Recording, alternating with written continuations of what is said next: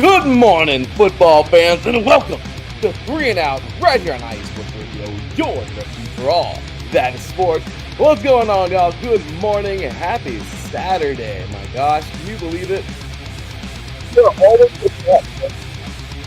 We are so close to the very end here. We've already reached the end of the regular season for everybody officially as of last week. Rivalry week was a lot of fun. We talked all about that this past weekend. And of course, we're getting ready to jump on in to championship weekend. We already started with great ones yesterday. This is what I'm talking about. This is why I love when teams have a little heart and jump up, man. I'm sorry, some teams I'm looking at you. Some teams I am looking at you. Of course. North Dakota State and South Dakota State. Because if teams like JMU can jump up and win titles and Kennesaw State, I'm just saying, what is your issue? See what I mean? So I'm really excited, man. Loving the championship game so far. In high school, well, and then there were 2 in California, and well, there was a very, I don't know. Let's just say I didn't necessarily agree with the Max Preps Top 25 again this year, but we'll talk about that in a little bit. And then, of course, we have 2 semifinals to play. Of course, that is in the 3C2A and the NJCAA. And then there were 4. That's going to be a lot of fun. Today, one team goes for a 5-peat. Yes, a 5-peat. That is College of DuPage. The Chaparrals are going for that 5-peat today in NJCAA Division III. Also, we continue to roll on with the tournaments in D3, D2, and in the NAIA. And again, here we go in the FCS second round looming. It'll be a lot of fun. And we got a lot to get into with championship weekend in Division I. Getting you ready for bowl season. Who's making the playoffs? Oh, I think I know one team. Tulane. And then, of course, talking about our NFL picks for this week because, well, the NFL is getting down to the nitty-gritty, and this is it. If you want in, do it now because the time is now. So here we go, y'all. You are now tuned in live to 3 and Out right here on IE Sports Radio, your directory for all that is sports.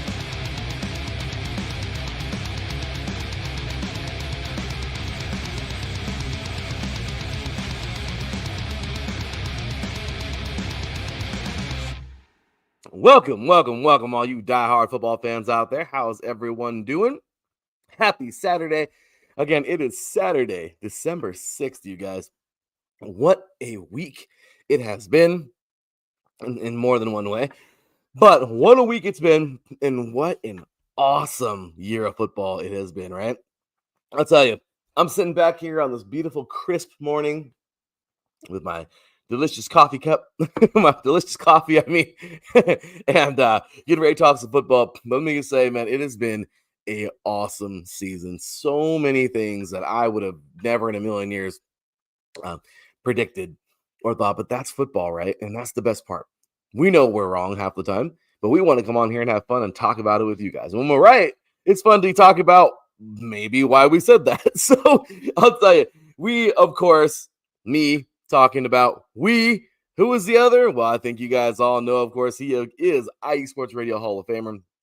He is the host of Set Point here on IE Sports Radio. And of course, right now, man, Set Point, our volleyball show, of course. Right now, man, the ladies volleyball, we are getting it in women's volleyball. The championship just got underway, or the bracket just got underway. Super cool, man. Loving all the action so far. This guy was actually in the house. Nebraska looking stronger than ever. Texas is at a collision course. Just saying, we have some great matches already. Lots of 3-0 shutouts. And oh yeah, yesterday, of course, rough go for my beloved Trojans. But I will say, this has been a great year in volleyball. But hey, this is the football show. Regardless, if you want some more of that hot fire, of that volleyball action, this guy's the place to go on Monday nights with Set Point. And of course, host of this show, our co-host of this show, 3 and Out, ladies and gentlemen, my co-host, Mr. Teran Rodriguez. Good morning, sir. How you doing, man? Doing good, Larry. Um, Thank you for having me. As always, I'm glad to be talking some high school football. And yeah, it was pretty fun being at Galen Center yesterday and being at the USC hotel, even though it was only for one night. So if That you're is ever in so the cool. USC area, go to USC hotel. How was the experience, man? How was everything like from start to finish? Like, was it pretty cool? Yeah, it was. I wish I just had more time to be at the hotel, and it just felt like this week kind of just flew by. These past few days just flew by so quick. No, I'm sure, man. But that is one of the coolest experiences. When Taryn told me he was doing that, I was like, oh my gosh, that's awesome. But hey, that's what we do here at iSports Radio, man. And it's definitely appreciated that you do all this, get all this awesome coverage. Again, awesome stuff in the volleyball world, man. Taryn is the man doing all kinds of great things, the man with the plan, if you will. So loving it, dude. Thank you so much for all the great coverage, the great interviews.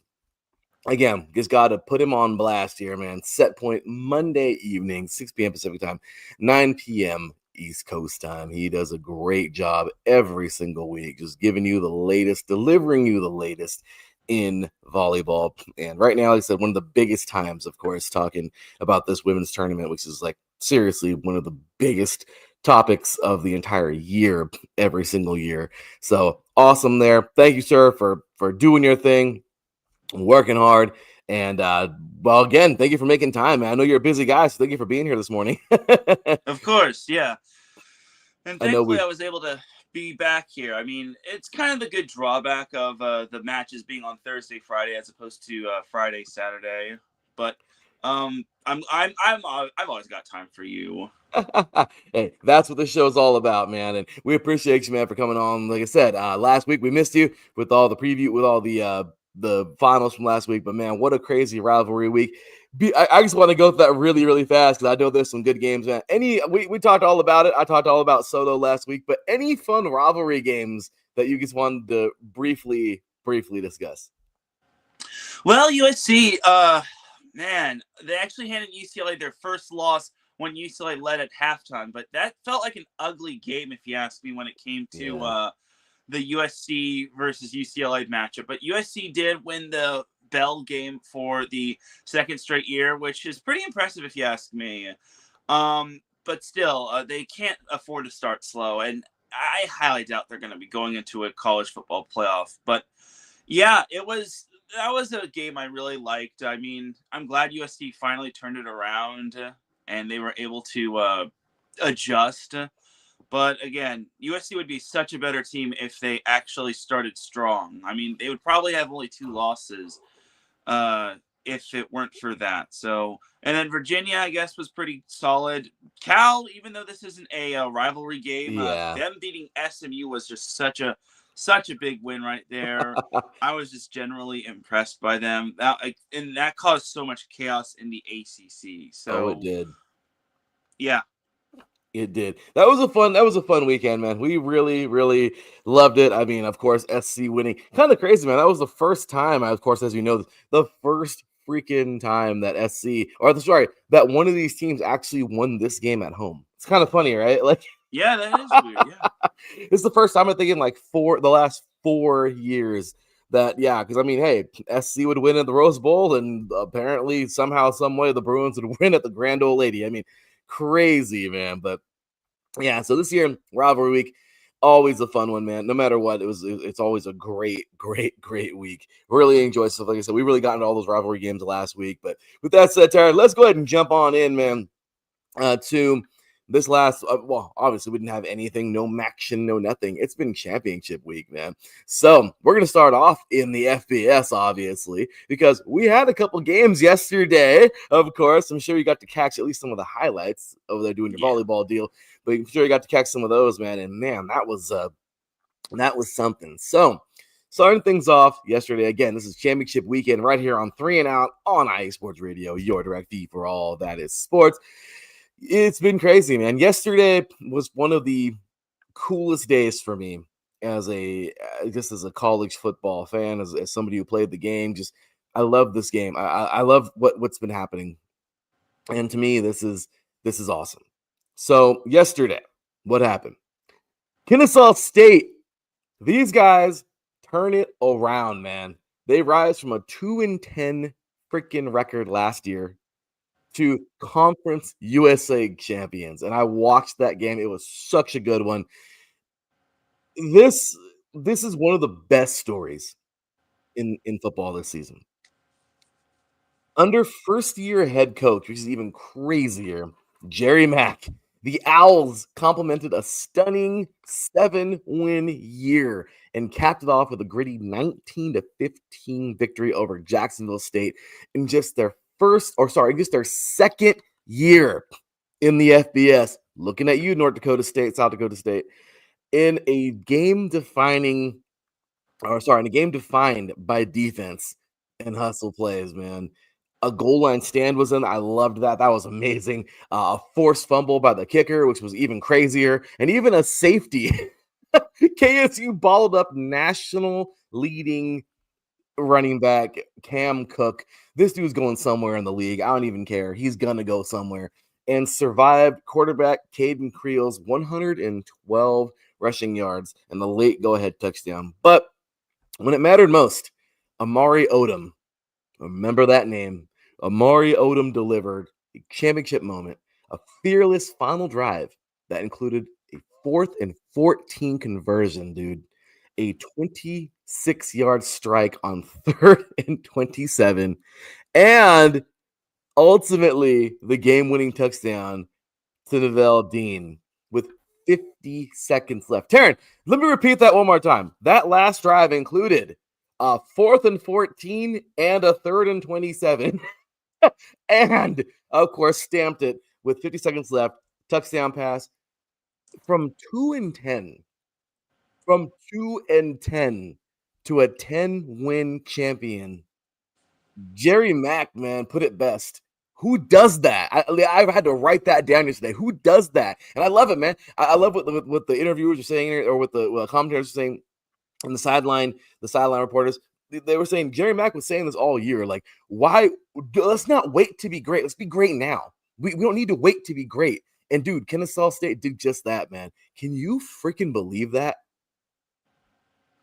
It's absolutely unbelievable. That's just an amazing turnaround, and you have to give it up for them. That's just a great game right there against a good Jacksonville State team. I know the record doesn't indicate it, but Jacksonville State is a fantastic team, and Jacksonville State was actually undefeated at home going into that game. So the fact that the Kennesaw State won on the road was pretty darn impressive, if you ask me. Let's put Kennesaw State into the college football playoff and make this a happy ending. So, man, what you can't script that any better. Like, you can't script that at all. So Kennesaw State, they were able to win on the road, which all their losses were on the road. So that's just absolutely an astounding game. Odom was just on his A game. I think this Kennesaw State is going to be on the up and up. I'm happy for them, dude. I am so happy for them, because this goes to show you again. I mean, look what happens, man. These teams are so good. They move. Dude, what? I'm sorry. I'm going to be on their head right now. I don't even care, dude. What the hell is wrong with the Bison and the Jacks? Like, really? Is it that sweet? Is it that sweet to just keep on winning every single year, sandbagging the FCS? Is it that sweet? Really? Is it that? I mean, I'd get bored dominating over and over and over, man. I mean, I'm sorry. I don't know what the real issue is. Who knows? Maybe it's more crazier than I thought, but I'm sorry, dude. I am very irritated that some of these schools refuse to move up. And you got teams like Kennesaw State who are like, hell yeah, we'll move up. And then they go and look what they were able to do. They knock off freaking FBS teams. Like, that's incredible, man. You know, so again, I don't know what these fools over there, North Dakota State, South Dakota State, I don't understand, but they need to move up already. I'm sorry. And then move UMass down. Damn. Wow, Teran's already coming out with the jokes today. Yeah, I mean, that's kind of sad. It's not really a joke. they're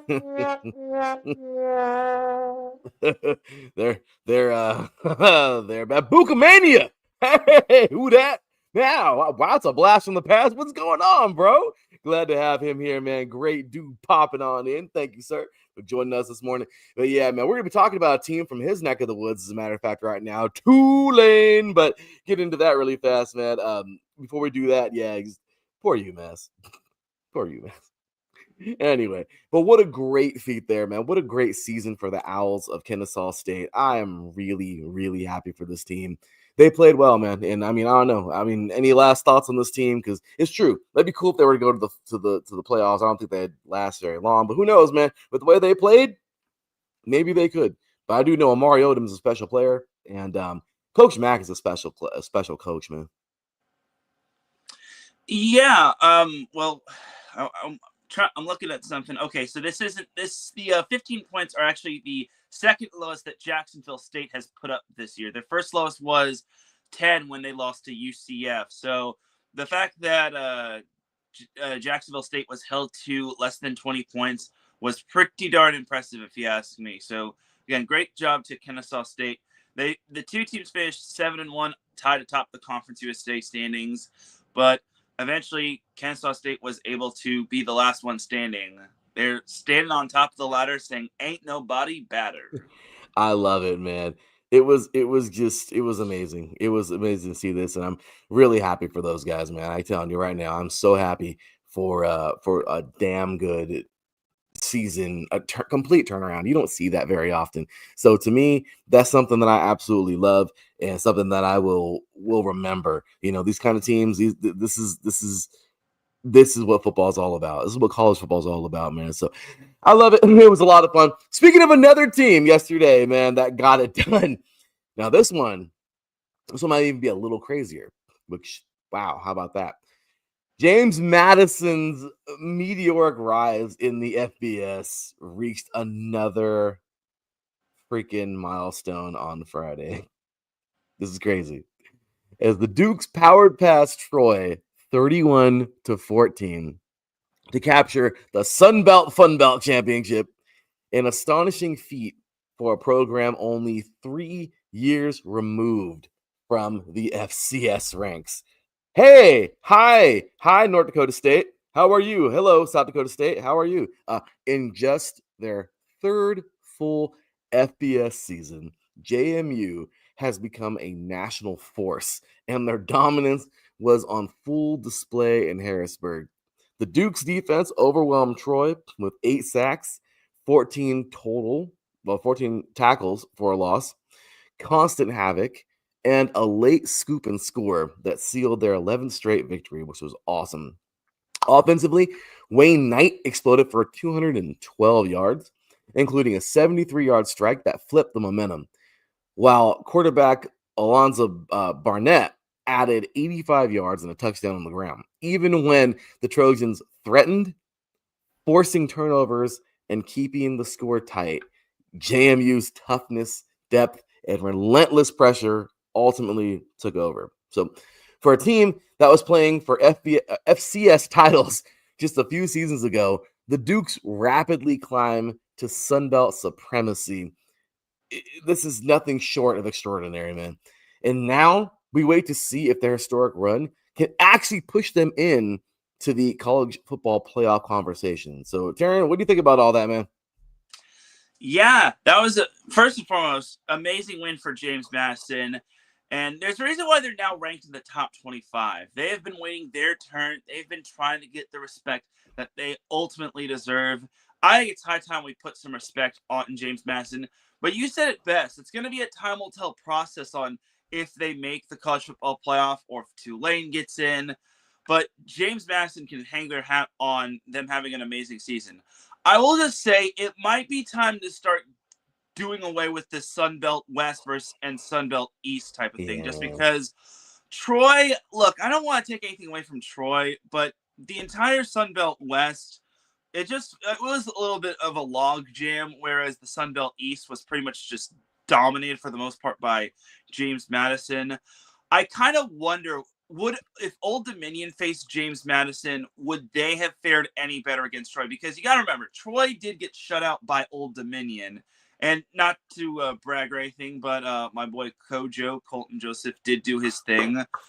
Um, But then again, James Madison, I just think there's a class of the Sun Belt Conference just because they only lost one. They went a perfect 8-0. Their lone loss wasn't even in the conference. That was to Louisville, which there's no true shame. So I kind of wonder if it is time to do away with Sun Belt East, Sun Belt West, and just have one big Sun Belt conference, and then whoever wins or whoever finishes in the top two basically advances to the championship match. But James Madison this year, it's their year in terms of being the Sun Belt Conference representative. I totally agree with that, Teran. I 1,000,000%. That's why I'm happy that we're doing that with a lot of conferences. We don't see that no more, and I like that we just have the top two going at it versus two different divisions where one's really good and one sucks. Exactly. And so you get better like that. You get better matchups. I mean, it's just the way it goes. So congratulations to those guys, man. What a year. And really, really, really happy for good old JMU. Again, man, I remember JMU, for those of you out there who are really big football nerds like myself, especially college football nerds like myself, Darren, the craziest thing, man, I remember JMU actually was the only team to knock off North Dakota State within their freaking insanely crazy, like nearly 10 feet or whatever, in 2016. So it's crazy to think that JMU already, I mean, this team was already on a mission years ago. And it's so cool because, you know, they were the ones to throw the wrench in the gears. If it wouldn't have been for these guys, check this out there. If it wouldn't have been, North Dakota State won in 2011, their first one in the FCS. 12, 13, 14, 15. They went 5 years straight. JMU knocked them off in the FCS championship and in 16, or I believe in the semifinal. I don't know, but regardless, they knocked them off. And then guess what? The very next year in 17, the Bison did it in 17, 18, 19, 20, and 21. And then, of course, they'll go at it with the Jacks. But, Teran, do you see that if JMU would have not knocked this North Dakota team off, they would have 11 straight titles? Crazy, right? Yeah, and then I think we can have the discussion of putting North Dakota State in, and maybe the entirety of the of those conference team, other conference teams as well. Yeah, I guess. I'm telling you, man. JMU was already on the mission. It just makes me mad that I don't know. It just kind of makes me mad. I just wish that these other two teams would move up already. It's frustrating. It's very, very frustrating. I don't understand. I don't know what it is. Don't tell me it's geography. They have hard to know. Everyone else gets up there to play you. I'm sorry. No. The Fargo don't. These places are great places for football. They need to move up already. So anyway, so next up, man. Last but not least, this is a fun one yesterday. Actually, not last but not least. We have one more after this. But Tulane delivered one of the biggest wins in program history Friday night, defeating North Texas 34-21 to claim the American championship. And in all likelihood, lock up their first ever college football playoff berth, which is crazy.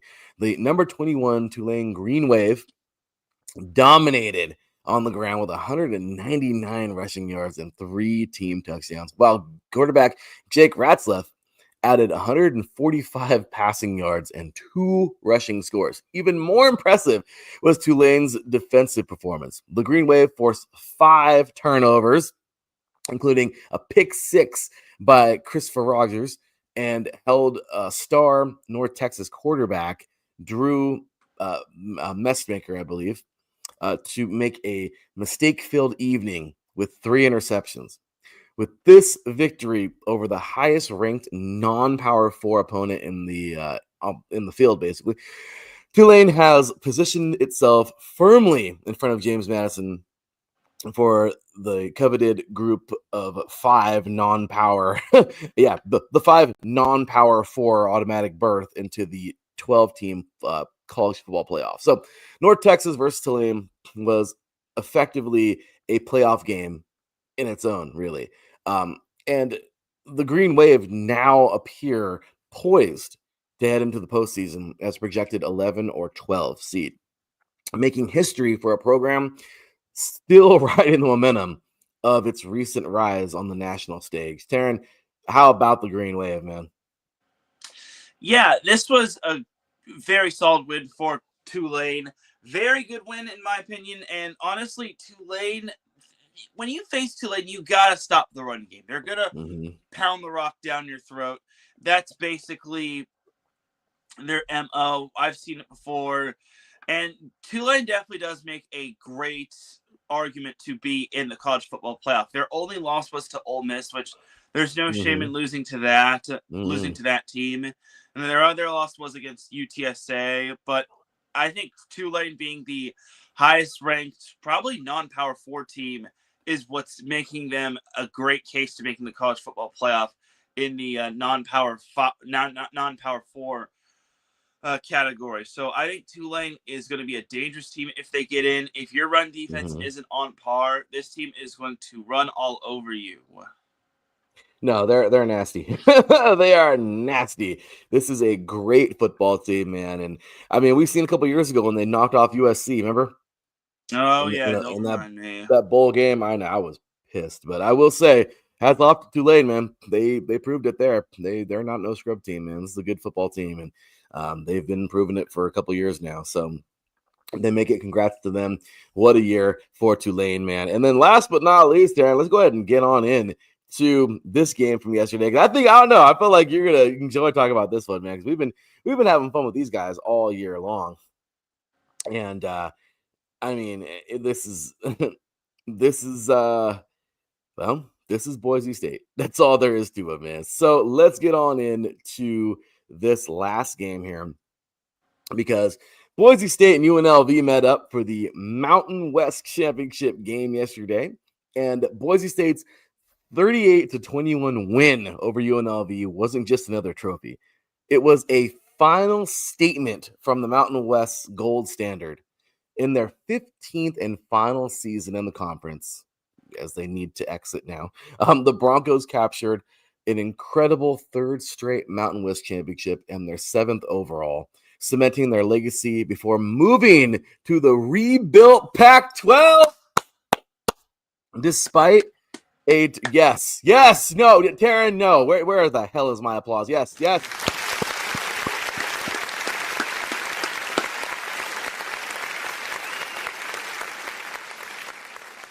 That's right. We're gonna get one of these, Teran. We haven't had one of these in a while.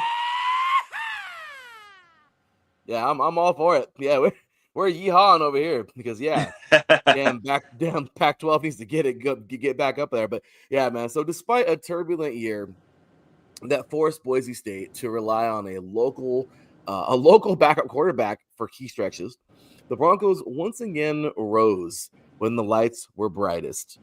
Maddox Mason set the tone with a brilliant first quarter.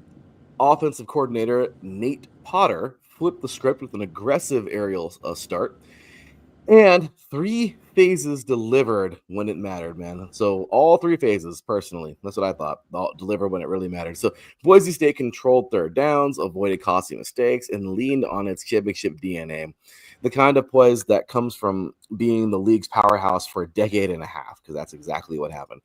In a year that tested their depth, identity, and expectations, the Broncos still finished their Mountain West era exactly where they've spent much of their history, on top.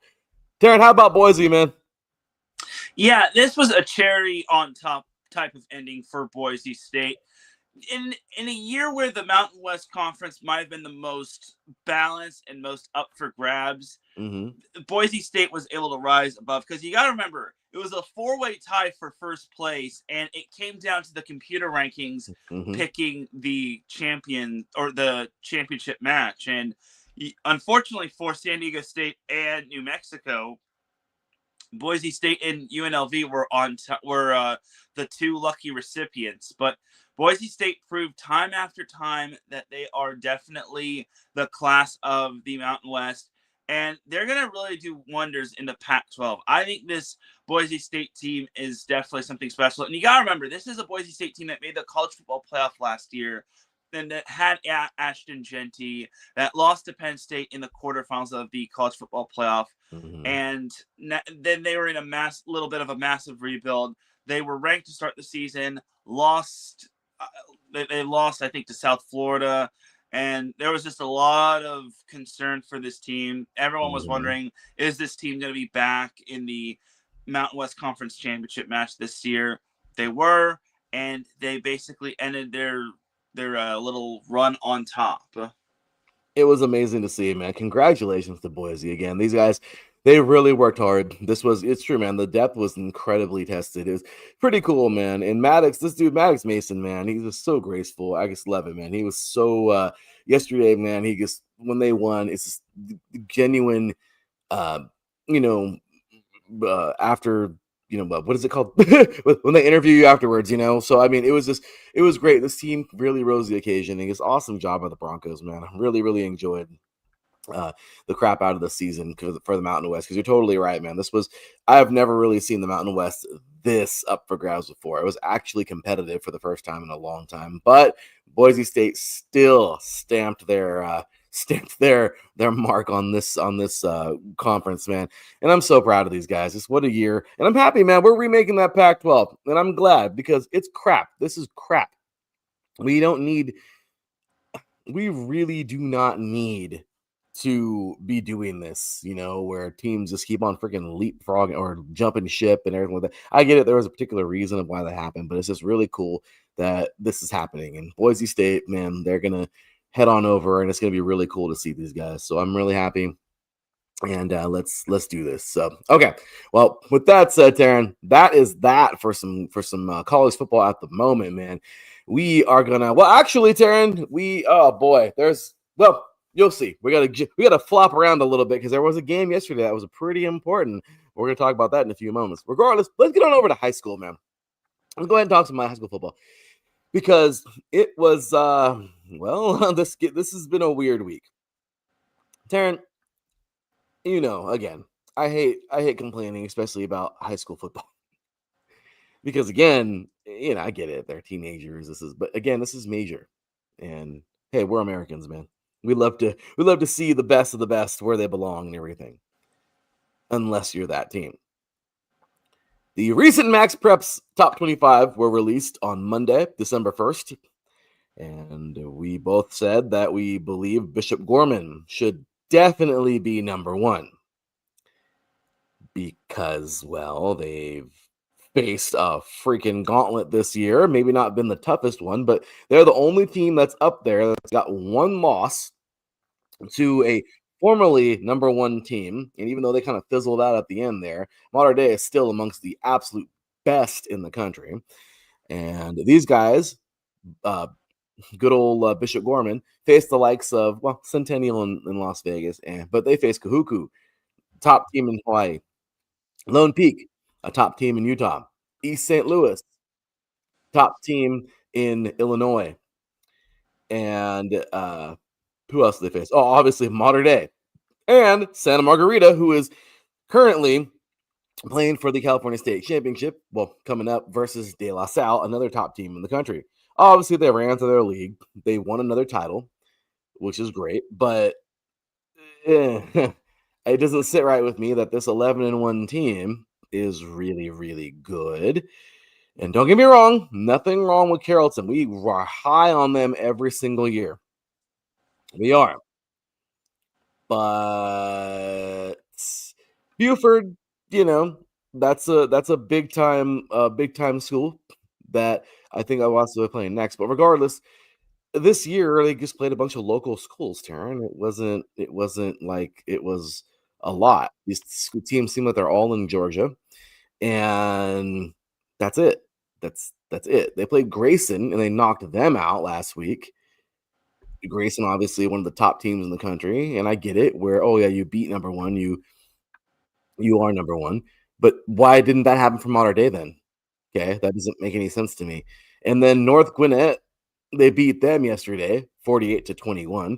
And okay, cool, Darren. They're going forward in their bracket, right? The bracket, the GHSA in Georgia. This is a top bracket here. And this is it. They're going head to head with Buford for the championship. And that's pretty cool. Good for them. Okay. And it's Carrollton. Carrollton defeated North Gwinnett 48-21. Buford defeated Valdosta 39-7. And there it is. They're going to be playing next week for the Georgia what is that? The Georgia GHSA Class 6A title. I think that's the top in Georgia. But Taryn, it really doesn't sit well with me that this team, they're good. But how is Bishop Gorman not number one? Please try to explain that, or give me your version of that. Yeah, it just feels weird not seeing Bishop Gorman number one, just because. Well, look, they beat Santa Margarita, which not a lot of teams, which only a few teams have done so. Looking at Carrollton's schedule, I don't necessarily agree that it they feel like the number one team in the nation. I mean, but again, not trying to pile on Carrollton. I mean, it is what it is. You can only play the teams on your schedule, but who have they really beaten this year? That's my biggest gripe. Who have they beaten other than Grayson? Exactly. Like they haven't really beaten anybody of significance, in my opinion. But that could change next week. I mean, but still, it's like they've beaten nobody, and then they had a close one against Rome. No, not Rome from all the way over there, Rome High School. Darren, I got so many points, and I'm gonna try and make this quick. But here's the case for Bishop Gorman being number one. Obviously, I guess I said a few of them, but their only loss, obviously, to Mater Dei by 4 points. Mater Dei is the top 10 team, arguably the best win in the country. Okay, beating St. John Bosco. Okay, then that was 28-24. They lost to Mater Dei. Okay, a one possession loss to an elite California Power is the best loss any team can have in the top 25. All right. Meanwhile, Carrollton beat Grayson. Yes, but they were nowhere near Gorman's national schedule. Okay. Another issue for me, which is insane, that St. Francis Academy is somehow number two. That grinds my gears. Okay. I feel a little bit like Peter Griffin right now, but St. Francis lost to Bosco, who lost to Mater Dei, who lost to Santa Margarita, and none of those scores were as close as Gorman Mater Dei. Gorman's loss is basically a resume boost. Okay.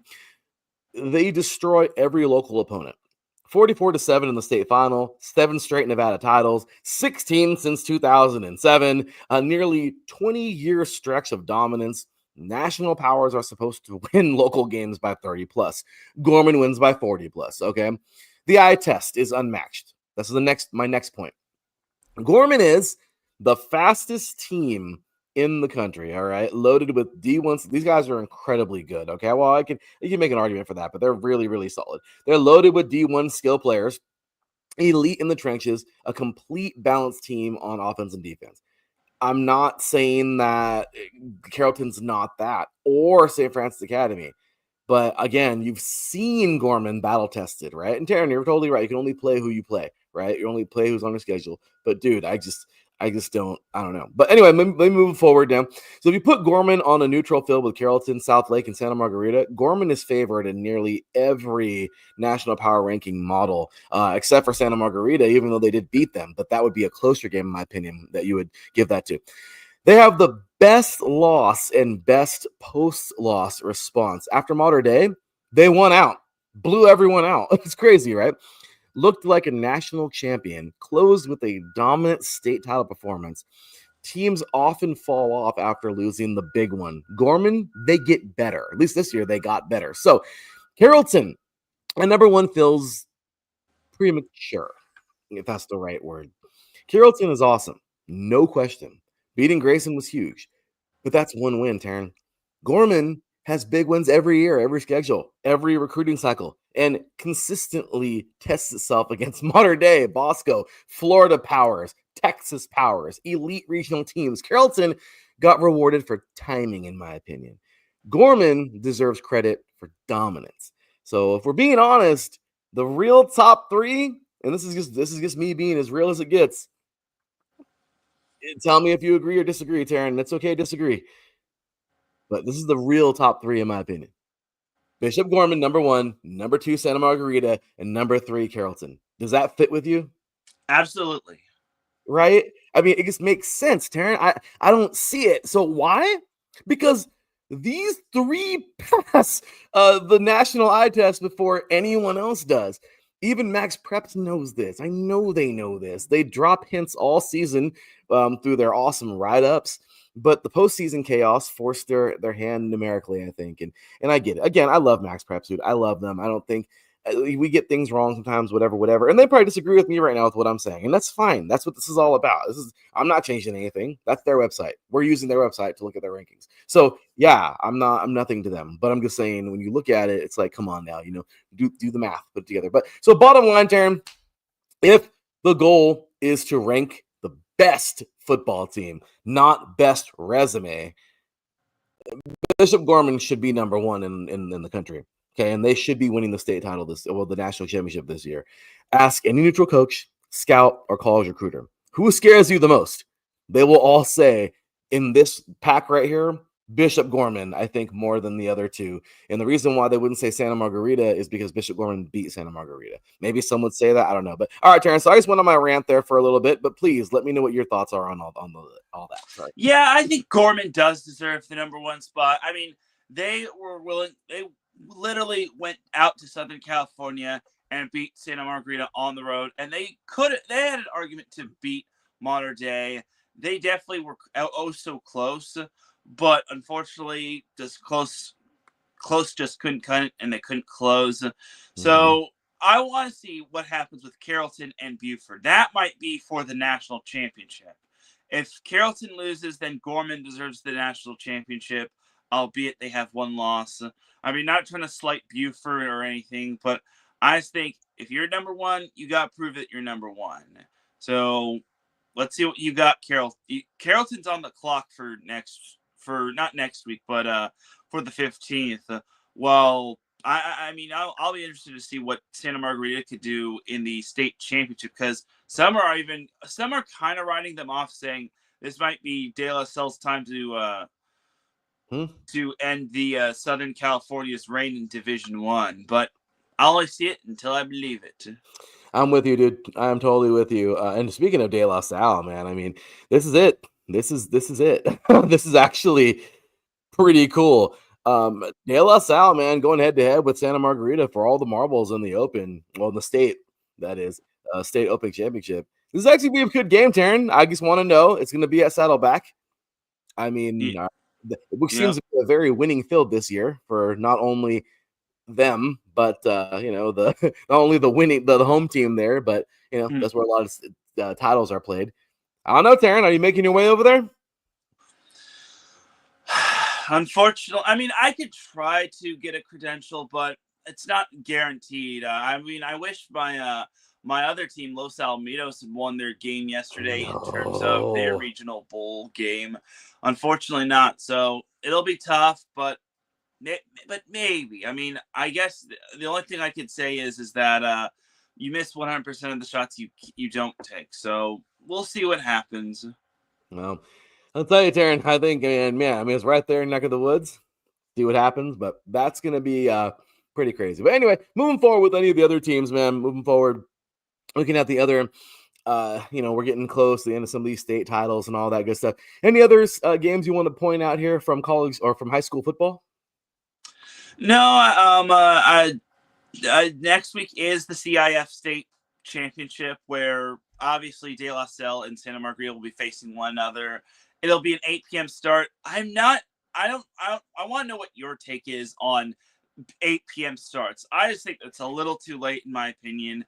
Push it to either 7:30 at the latest, because last year when I was at Saddleback for Mater Dei De La Salle, I think it didn't end until like about 10:30. It's like, come on, we don't want to be, all of us fans, spectators, don't want to be there until 10 o'clock plus. Like, start the game at 7. You could figure things out. Yeah, I'm with you. I am totally with you, dude. I look at that sometimes. Well, not sometimes. I was looking at that earlier. I was looking at the start times and everything, and just looking at the games for the state titles or the brackets. And yeah, dude, the 8. I don't understand why they do 8. It doesn't make any sense to me.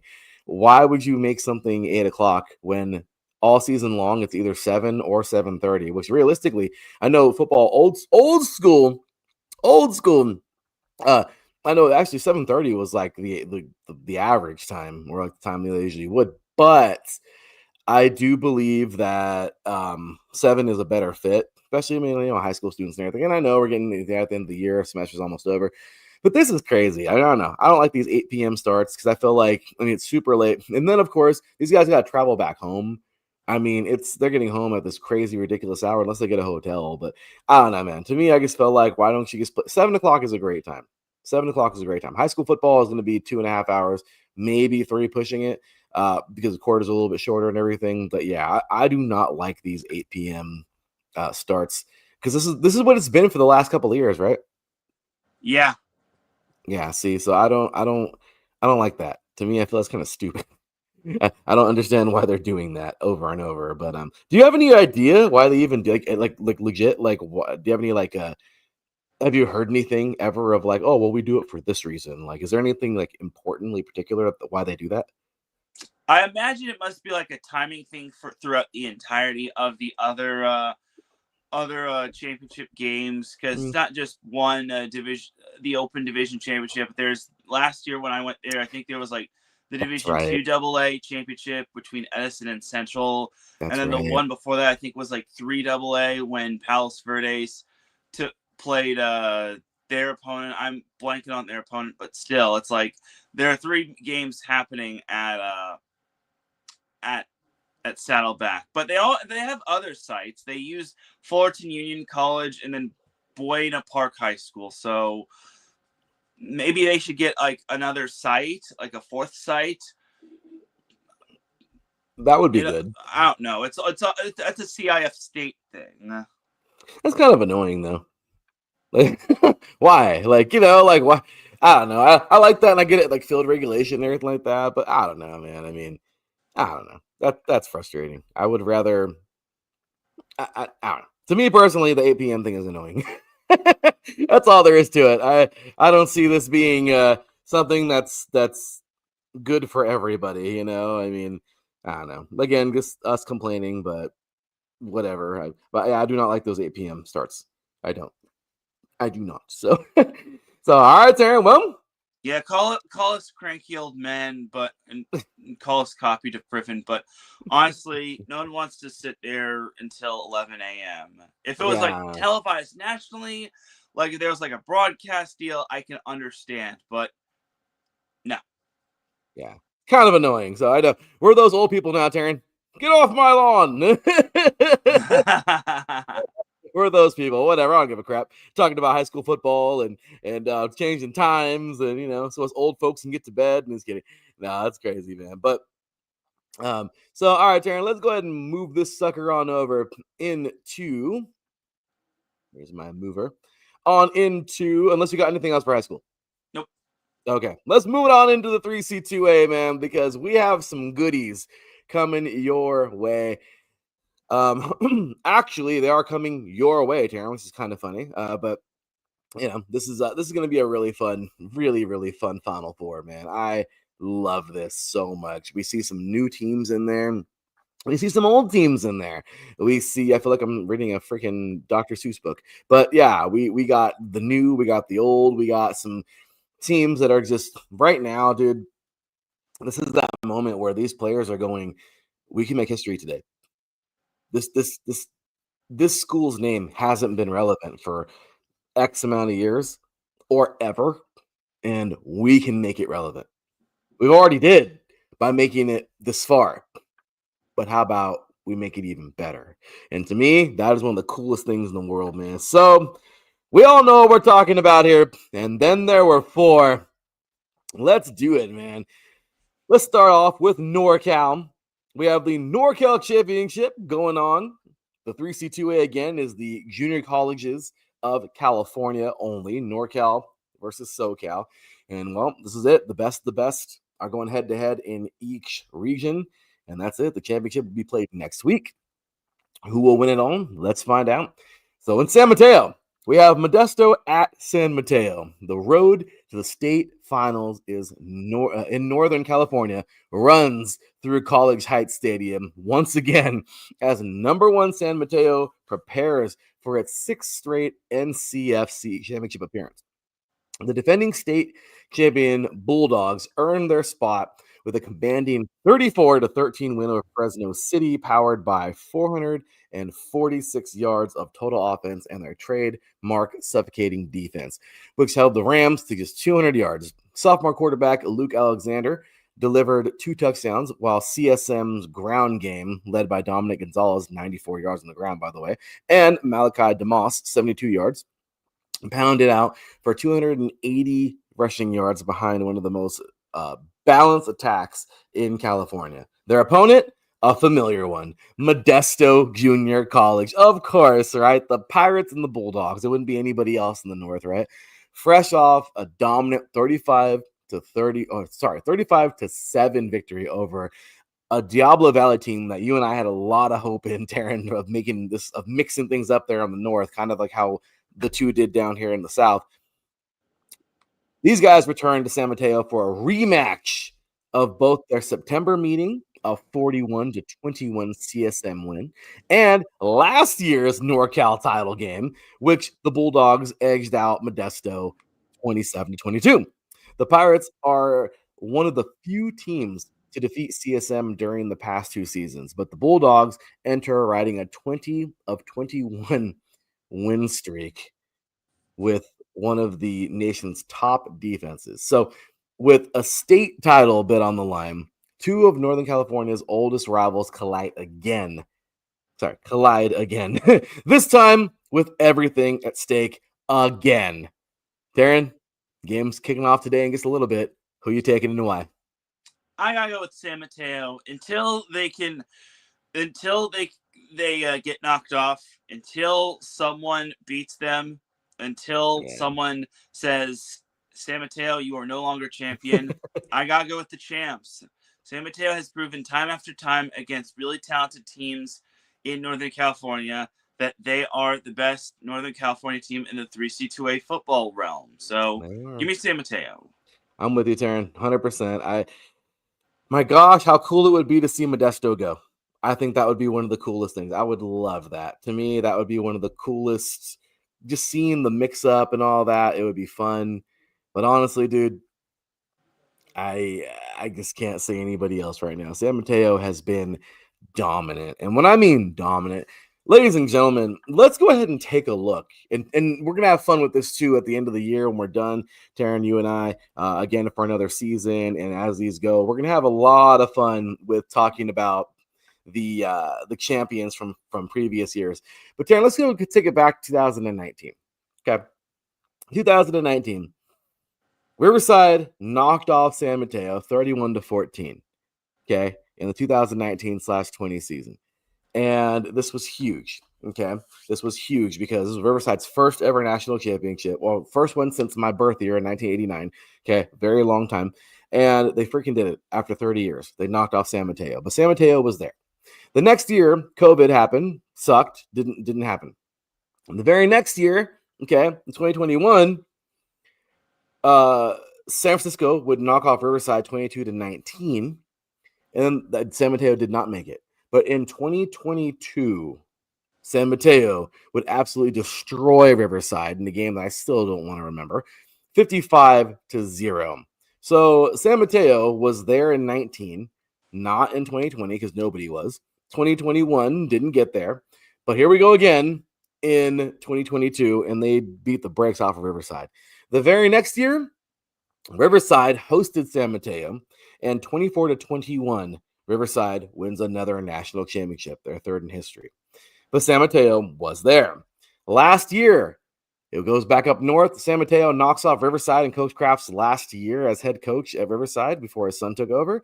And guess what, Teran? We talked about it, but San Mateo defeated Mount San Antonio, Riverside's rival, one of them, 43-11. So I think I've said San Mateo in pretty much almost every single final. I mean, we had COVID in like -1 year. San Mateo, like Teran says, these guys are champs. They've been in and around this championship game for a while, and until somebody knocks them off, it's happened, but it's very hard. I'm gonna go with San Mateo as well.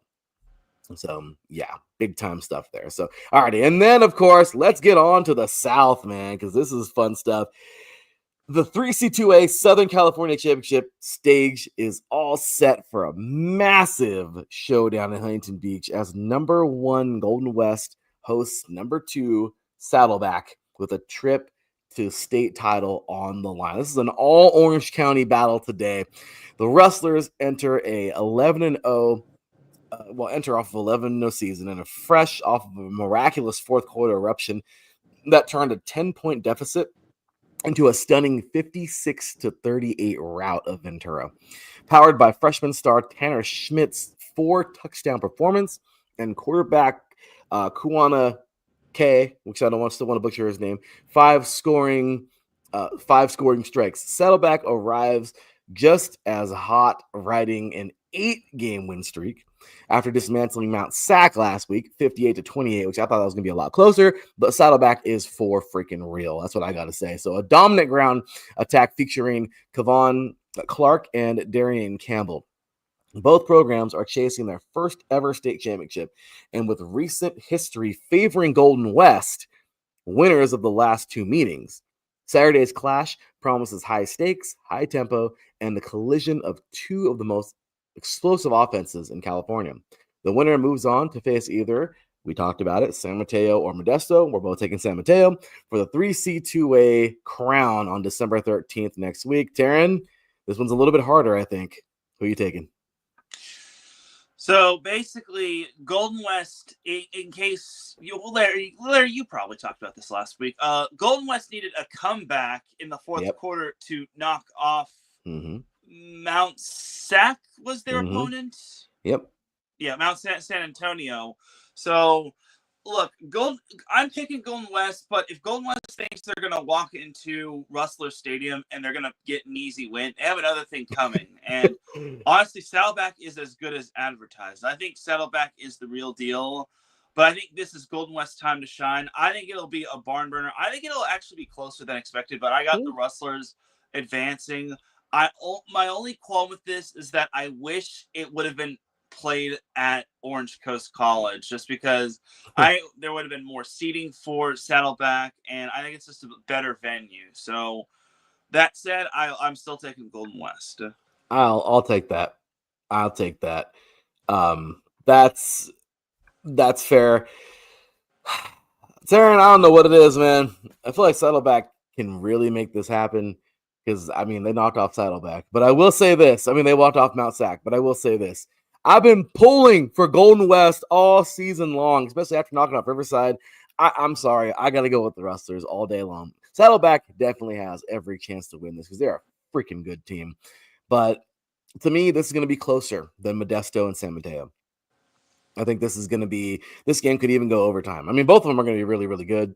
But yeah, dude, I got to go with Golden West. And next week, man, we're going to see the Rustlers and the Bulldogs, at least from yours and my opinion here.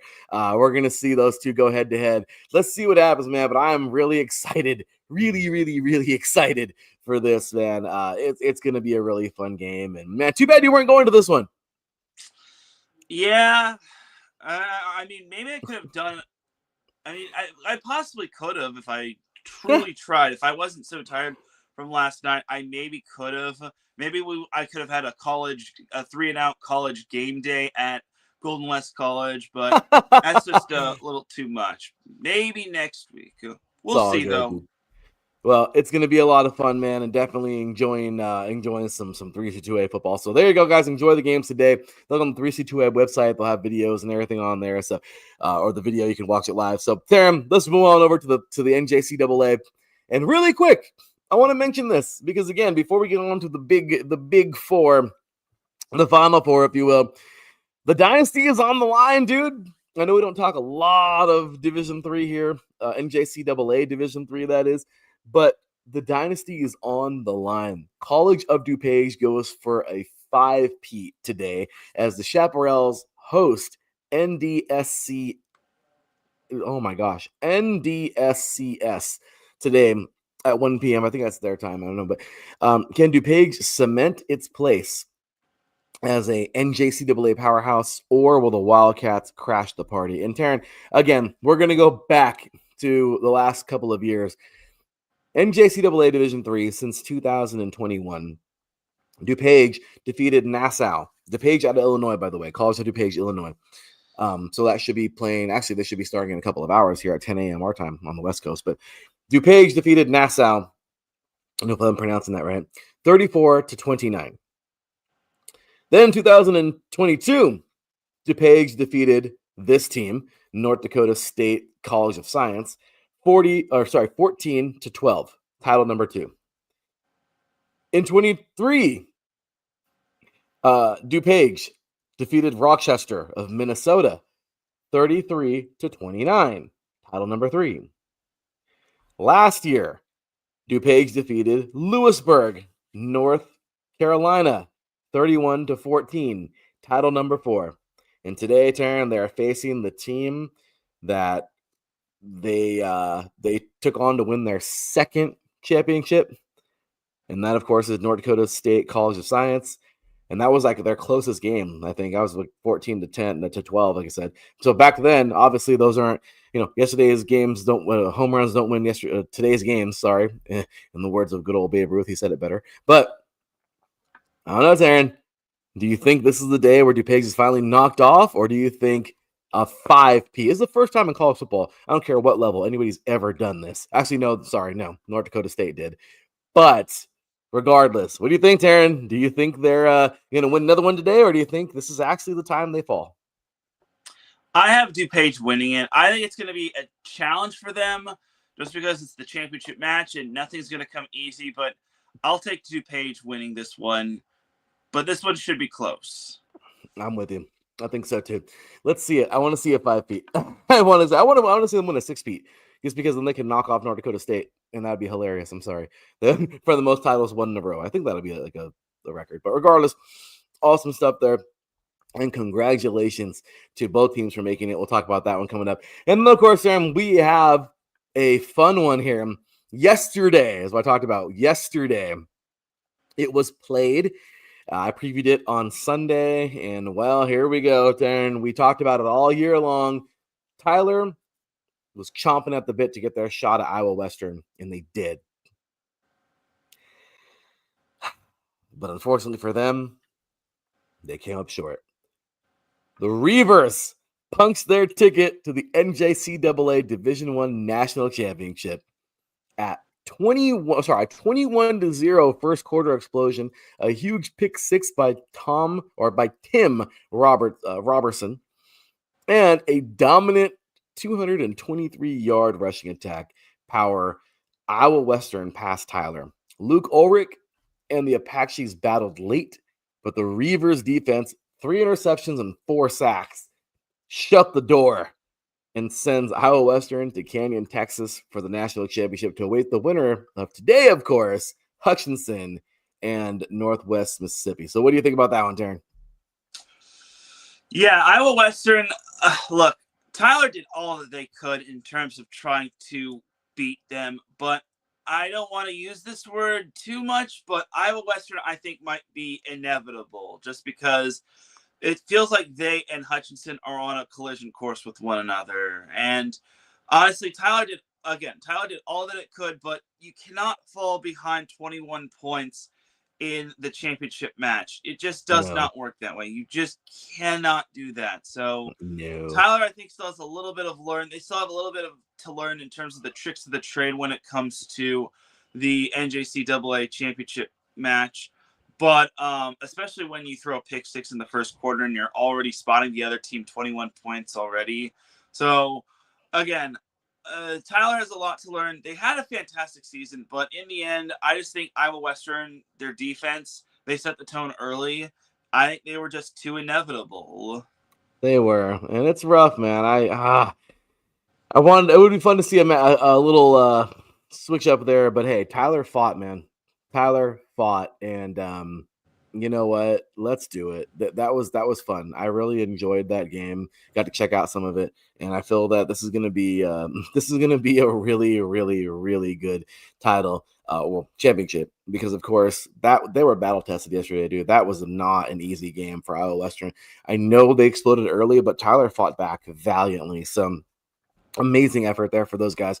Congrats on a great year to Tyler, man. But stage number 2 is set for a heavyweight showdown in Hutchinson, as the number 1 Blue Dragons at 10-0 welcome the number 4 Northwest Mississippi 10-1 to Gowans Stadium for NJCAA Division I National Semifinals. Hutchinson enters riding a 14-game win streak, boasting the nation's top scoring defense and a relentless pass rush with 47 sacks and an offense looking to dominate, loaded with playmakers like quarterback Christian Johnson and NJCAA touchdown leader Derek Saley Jr. But the Rangers arrive red hot, winners of 8 straight and fresh off a gritty MA 3C playoff victory, well, 8 of them, and anchored by the nation's number 1 rushing defense and a dynamic offense led by quarterback Neko Fan and running back Julius Pope. With Hutchinson seeking its 3rd national title in 5 years and Northwest chasing its first modern era playoff breakthrough, the semifinal has all the makings of a classic power versus power, speed versus discipline, and 2 of the nation's elite defenses fighting for a ticket to Canyon. Who wins it? Hutchinson. Again, I'm gonna have to use this word. I feel Hutchinson is inevitable, and nothing against Northwest Mississippi. I think they've had a fantastic season. They wound up winning their conference championship, but in the end, Hutchinson is kind of the big bad monster that no one seems to have an answer for, not even Iowa Western. So until Hutchinson can be figured out, I got to go with Hutchinson. I'm with you. I just don't feel that this team could be this team's not losing this year. They're truly inevitable. They are. We like talked Thanos. about this. That's a good one. No, they are. They totally are. And Teran, I'll tell you, man, this is a we talked about it all year. We've been hinting at it, saying, "Oh yeah, it's gonna be Teran. This is inevitable, huh? It's a what do you call it? What were we saying? It's a collision course. It's gonna happen. Yep, collision course. And let's just be real, man. That's exactly what it is. This is everything we thought it would be, and I love the fact that we're gonna get these two going head to head again, or we could, because I feel terrible. I don't want to ride off. I really don't want to ride off Northwest Mississippi. I really don't. But again, I just feel they're inevitable. Teran, you said it right. And this is, again, imagine this. This is crazy, right? Let's take a look really fast, too, at my little scorecard here, keeping score of everything. So in the NJCAA, Mississippi Gulf Coast defeated Lackawanna 24-13 in 2019. In 2020, the COVID year, Hutchinson defeated Snow 29-27. After that, in 2021, New Mexico Military actually defeated Iowa Western. That was a great year for the Bronco Busters. I think that's what they're called. After that, the next year, Iowa Western defeated Hutchinson, blew them out 31-0 in 2022. The very next year, Iowa Western then defeated East Mississippi 61-14 in 23.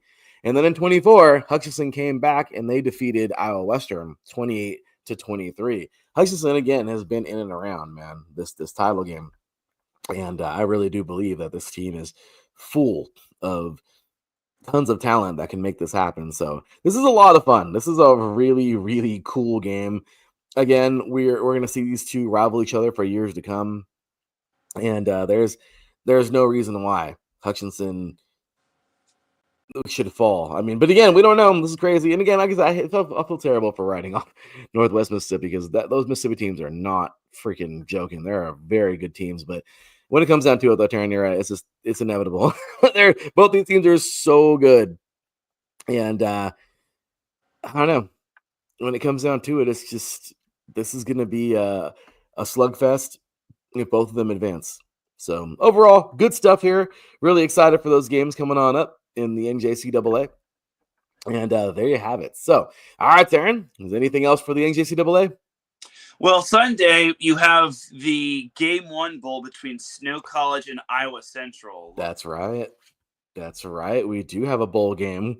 And you know what? Snow this year was weird. They had some great games. They blew a team out by over 100 points, Poor Community Christian College. And but that's a fun one. And then Iowa Western, I'm sorry. They make me mad. This year, Teran, I put a lot of faith in them, and they didn't do anything. So I'm going to go with Snow. Who are you taking? I'll take Iowa Central. Ooh. Okay, someone's going to take them.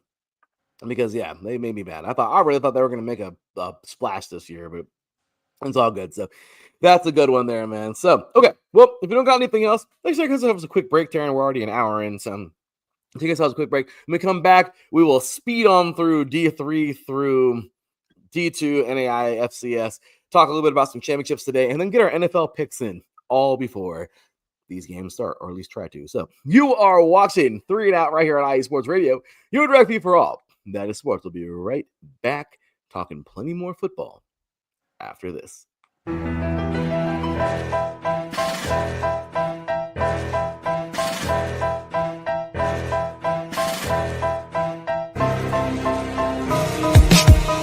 For the last 10 years, IE Sports Radio has been bringing you amazing content ranging from interviewing legendary athletes, coaches, and other authorized media personnel to building tailor-made shows dedicated to all major sports cities around the country.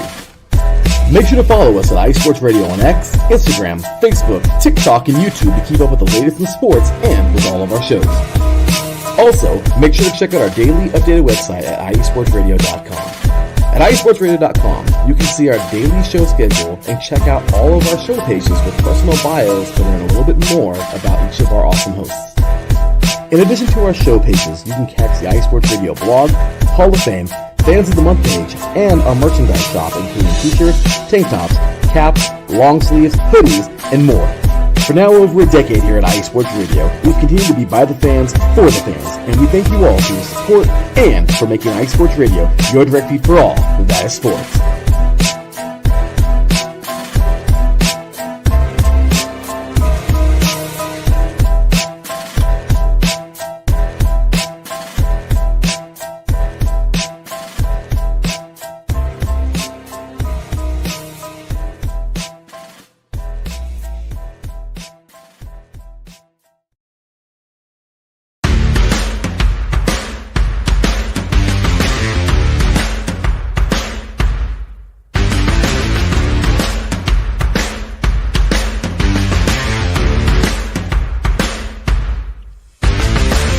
IE Sports Radio fans, this show is brought to you by Planet Jerky Premium Brisket Beef Jerky.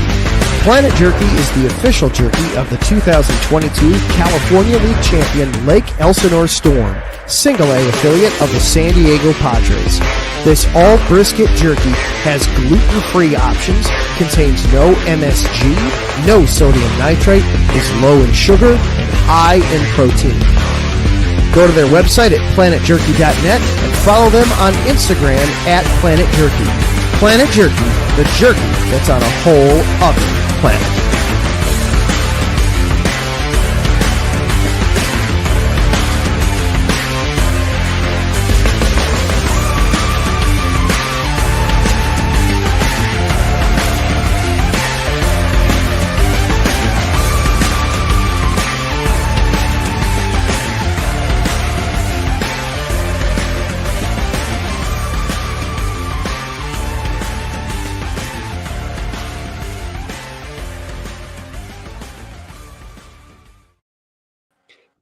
Welcome back, football fans. You are watching 3 and Out right here on IE Sports Radio, your direct feed for all that is sports. Teran Rodriguez, me, your boy Larry B, bringing it here, just talking all this football this morning.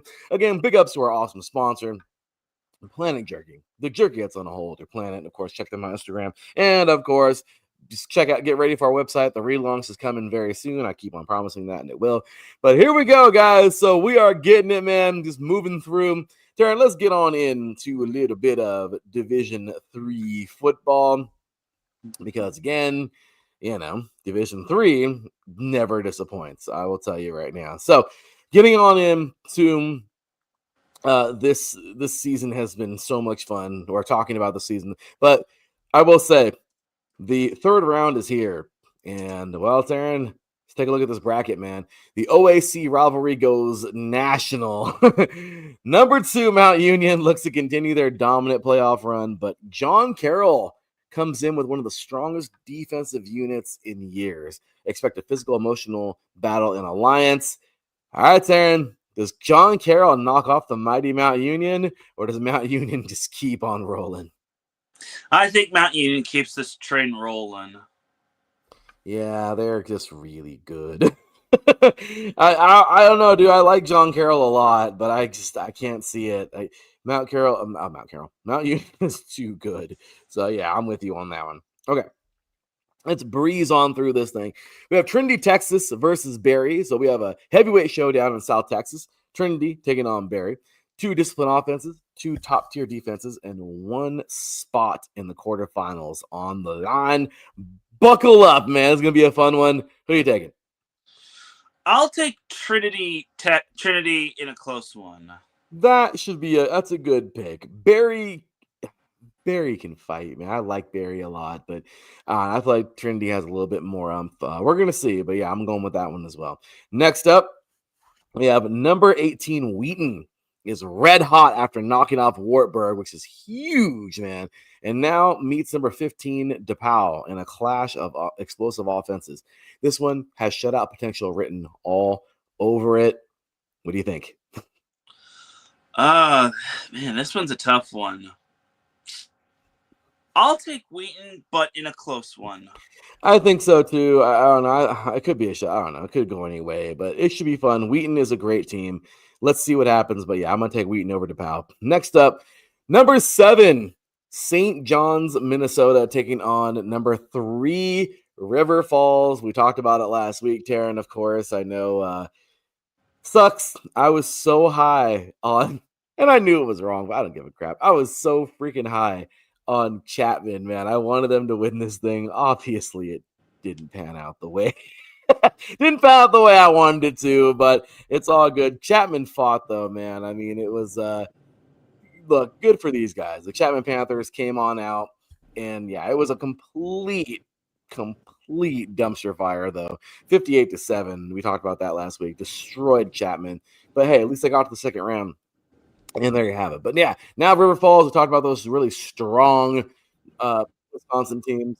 They're taking on St. John's. Well, this might be a matchup of the weekend, really. This is the MIAC toughness meets WEAC power. So the MEAC and the WEAC going head to head. The winner becomes a true title threat, personally, in my opinion. What do you think? Man, if we're talking about best match of the weekend, this one has to be it. I'll take Wisconsin River Falls, but St. John's is not going to roll over by any means. This one, I think, is going to really boil down to the last possession.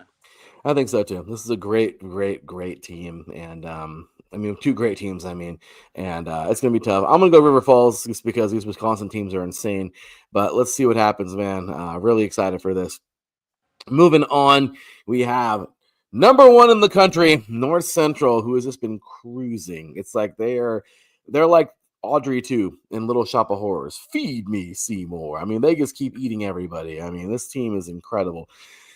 They are taking on a very strong team. And who is that? I'm telling you, these freaking insanely resilient Wisconsin teams. They're taking on Lacrosse. And number 13, Lacrosse, has an extremely good defense, making this an interesting game. A classic test of elite scoring versus a elite resistance, because North Central has an extremely high-powered offense. They have a defense too, obviously. But this is I don't want to call this a super close game, even though it'd be fun to say that. I'm pretty sure North Central is going to run through them, but I don't know. Could it be closer than we think? Perhaps, but I think North Central eventually pulls away and wins.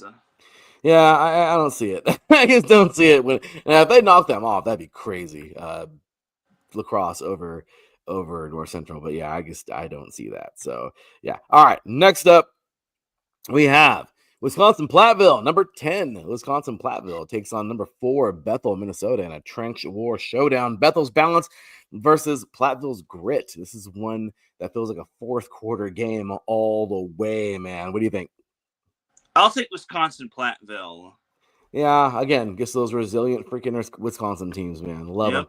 them. Susquehanna, number 22, Susquehanna keeps its magical run alive. They have had a very good year.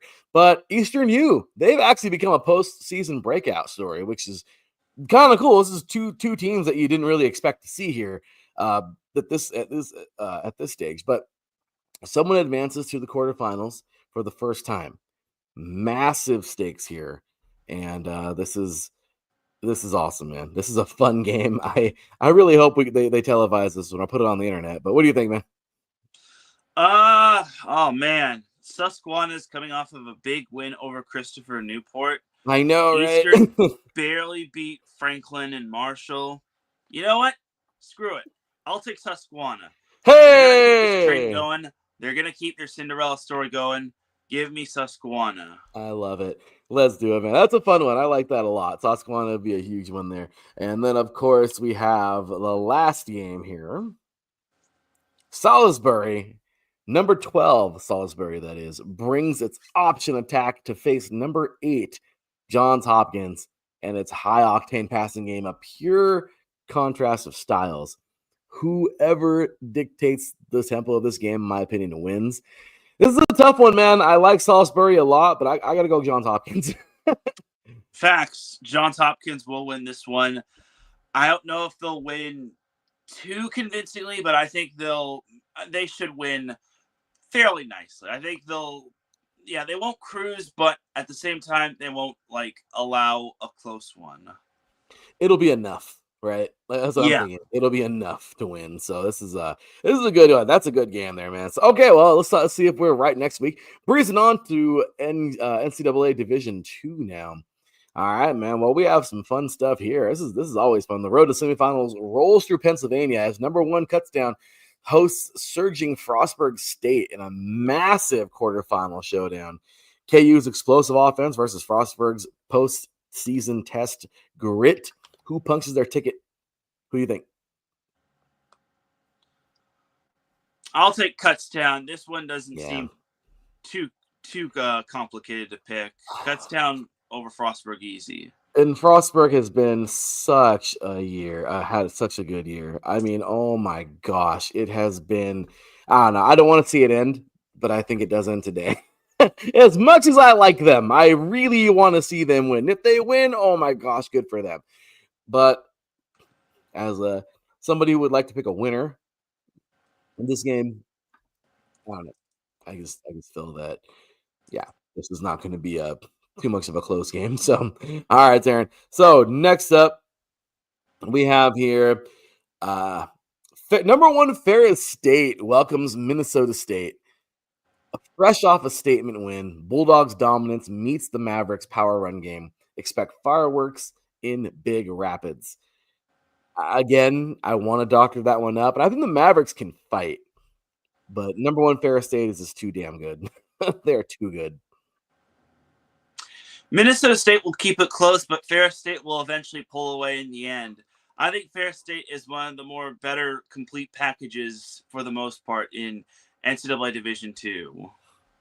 Yeah, this is a team where I would also like to see them move up eventually, man, because they're a good football team. This is a really good team. Ferris State is so well coached. These guys got a lot of upside to them. I would like to see them compete at the FCS level eventually, man. These guys are really good. So, okay, moving forward, man, we have one more, and this is actually 2 more. Sorry. The quarterfinal features a red-hot showdown, another one, as number 1 Albany State out of Georgia battles upset specialist Newberry. The Wolves have already taken down 2 seeds, which is crazy. Can the Golden Rams stop the tournament's biggest momentum swing? What do you think about this one, man? You know what? I'll take Newberry. I'll actually take Newberry. Albany State has kind of been winning a little too close for comfort, in my opinion. So give me Newberry in the upset. I like if we the can upset. call it that. No, you know what? I'll take it. That's actually pretty cool, and I like the close wins. This is fun. This is going to be a fun one here, so I'm going to go with them as well. And then last but not least, two of the nation's hottest teams collide as number one Harding takes on this crazy coming out of nowhere UT Permian Basin team in the quarterfinal here. Harding's machine-like ground game, which we've seen a couple years ago, destroy in the national championship. These guys, what was it, a couple years ago, 2023, they completely, and I am talking about completely destroyed Colorado School of Mines, who we have not seen really since 38-7. I mean, we've seen them last year a little bit, but this year they fell off the face of the earth. Harding, though, dominated. Let's see, man. They're coming back for another. Let's see what they can do. I would like to see the little train that could. I would. The little engine that could, Teran, but I got Harding all day on this one. Yeah, you totally hit it on the head. As much as I like Permian Basin's little Cinderella run, I think Harding's going to be too much for them. So give me Harding easy. Yeah, it would be cool, but I just don't see it going any other way. So, all right, there's our picks for this week in Division 2 in the bracketology. Let's move on to the NAIA, Teran. Yeah, bracketology. Yeah. All right. So we got a few games to talk about in the NAIA, man. And the first one, this should be like, I really hope that they put this one, they stream this thing, because this is going to be a great one, man. It's a heavyweight showdown, Des Moines for dang sure. Number one, Grandview, of course, the Grandview Vikings put his perfect season on the line against surging number 7 Lindsey Wilson, the 2020 COVID champs, if you will, I guess the 2020 champs. Fresh off a 57-7 second half explosion last week. Good old Lindsey Wilson. Can the Blue Raiders shock the bracket, or will the Vikings continue their dominance? I don't know, man. What do you think? Number 1 Vikings or the number 7 Blue Raiders? I gotta go with Grandview. Until someone figures out Grandview, until someone can knock them off, I don't see how Grandview loses this one. I think Lindsey Wilson will keep it close, but I think Grandview will probably win in a high-scoring affair, and I think I don't think Lindsey Wilson will keep up. I'm with you. I would really like to see a fun upset in this bracket, but this isn't it. I don't think this is it. Lindsey Wilson is good. They're very good. But yeah, I think this is where the road ends, man. The Vikings are just too good, and we'll see what happens there. But good stuff there so far in the NAIA playoffs. It has been a really fun tournament. So moving forward, we have number 2 Kaiser taking on number 6 Marion. So classic here. A classic playoff battle is loading up in West Palm Beach. Number 2 Kaiser's electric offense hosts number 6 Marion, winners of 11 straight, behind running back Keegan LaBelle, who books a semifinal ticket. The Seahawks or the Knights? Who are you taking? I'll take Kaiser, but in a close one. I think this one is going to boil down to the last few drives of the game, but Kaiser will win. Yeah, Kaiser's a little too good there. These guys are a strong football team, and again, they've been in and around the playoffs for a while now. So I like these guys to win this one. So we'll see. But Marion, obviously, I'm not going to overlook them. Strong team there out of Indiana. So we're going to see. But next up here, we have. Let's see where we at. Oh, next up we have. Oh, this is a fun one. A clash of styles in the mountains for sure, man. Number 3 Montana Tech, who you've been very high on this year, leans on do-it-all all-star Levi Torgerson. Well, number 8 College of Idaho brings a balanced, explosive attack led by Caden Young, who survives this quarterfinal thriller in Butte. Who you got? I will take Montana Tech. I think this one I think is going to really be an interesting one because I feel these two teams are like rivals or something. But right? What's up? No, you're right. That's what I'm saying, right? Like, yeah. Yeah, I feel like not much is separating these two. Montana Tech in a close one, in a thriller. Yeah, I can see that happening. Idaho is a great team, and we've been very high on them this year, but I feel like Yeah, Montana's a little bit stronger. Let's see what they can do. And then last but not least, Sunflower State Showdown for a semifinal berth. Number 4, the Friends Falcons, powered by Cavante Baker, face arch rival number 5, Benedictine, who obviously they've been a monster all year long. I mean, seeing Morningside lose this past week was crazy, but Benedictine, obviously, it was those 4 all year. Benedictine, Morningside, kind of. They fell out of it a little bit, and then unfortunately, they just fizzled out in the playoffs. Of course, we had number 1 Grandview and number 2 Kaiser. At the start of the year, we said those 4 might be the Final Four. Well, a little wrench in the gears here, but Friends becomes number 4. Benedictine drops to 5. It's pretty crazy. But whose defense seals last week? This crazy Benedictine offense, man, they sealed last week's win with a late interception. This might be the game of the round. Honestly, this is the probably the closest in my opinion. And of course, it's 5 versus 4, so it seems like it'd be the closest. Who do you think takes it, Friends or Benedictine?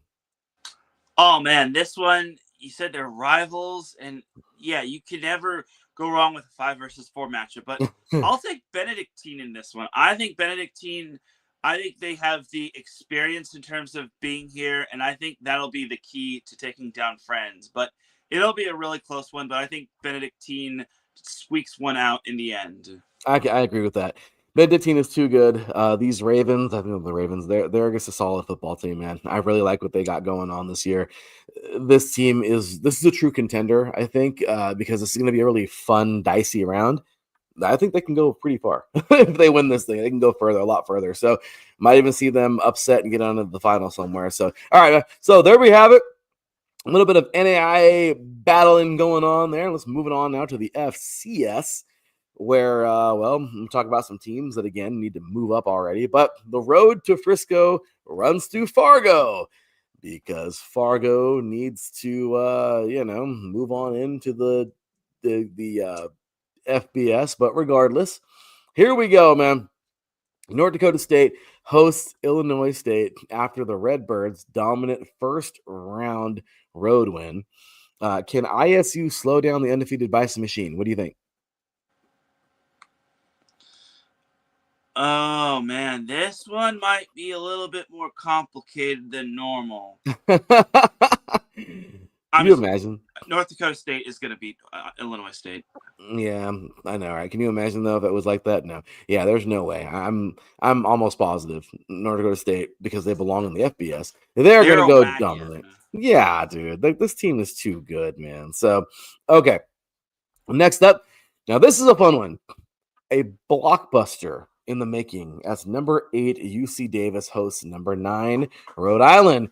2 elite offenses, 2 veteran quarterbacks, and a trip to the quarterfinals at stake. Expect fireworks in Davis. Who are you taking? I'll take Davis. But here's the thing. Rhode Island has to go make a world round trip from the other side of the East Coast all the way down to Davis in Northern California. As good as Rhode Island is, I think Davis playing at home will be the key. It'll be close, and I expect this to be a close one, but I think Davis inches this one out in the end.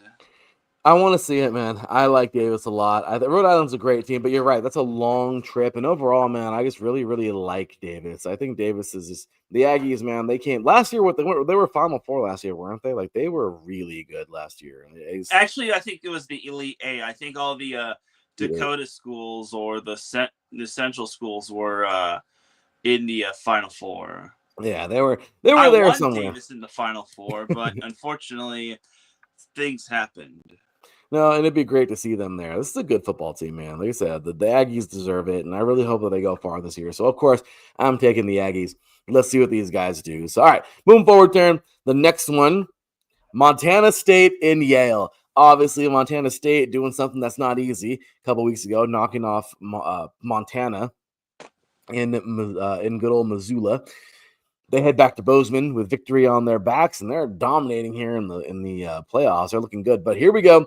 Well, they're not dominating, but fresh off of a 43-42 thriller, Yale heads west to battle number 2, Montana State in Bozeman. The Bobcats look dominant, but the Bulldogs are rolling with momentum and belief, and boy, they believe. So, Teran, we've been talking about this Ivy League schools all year. Unfortunately, Harvard made its exit last week.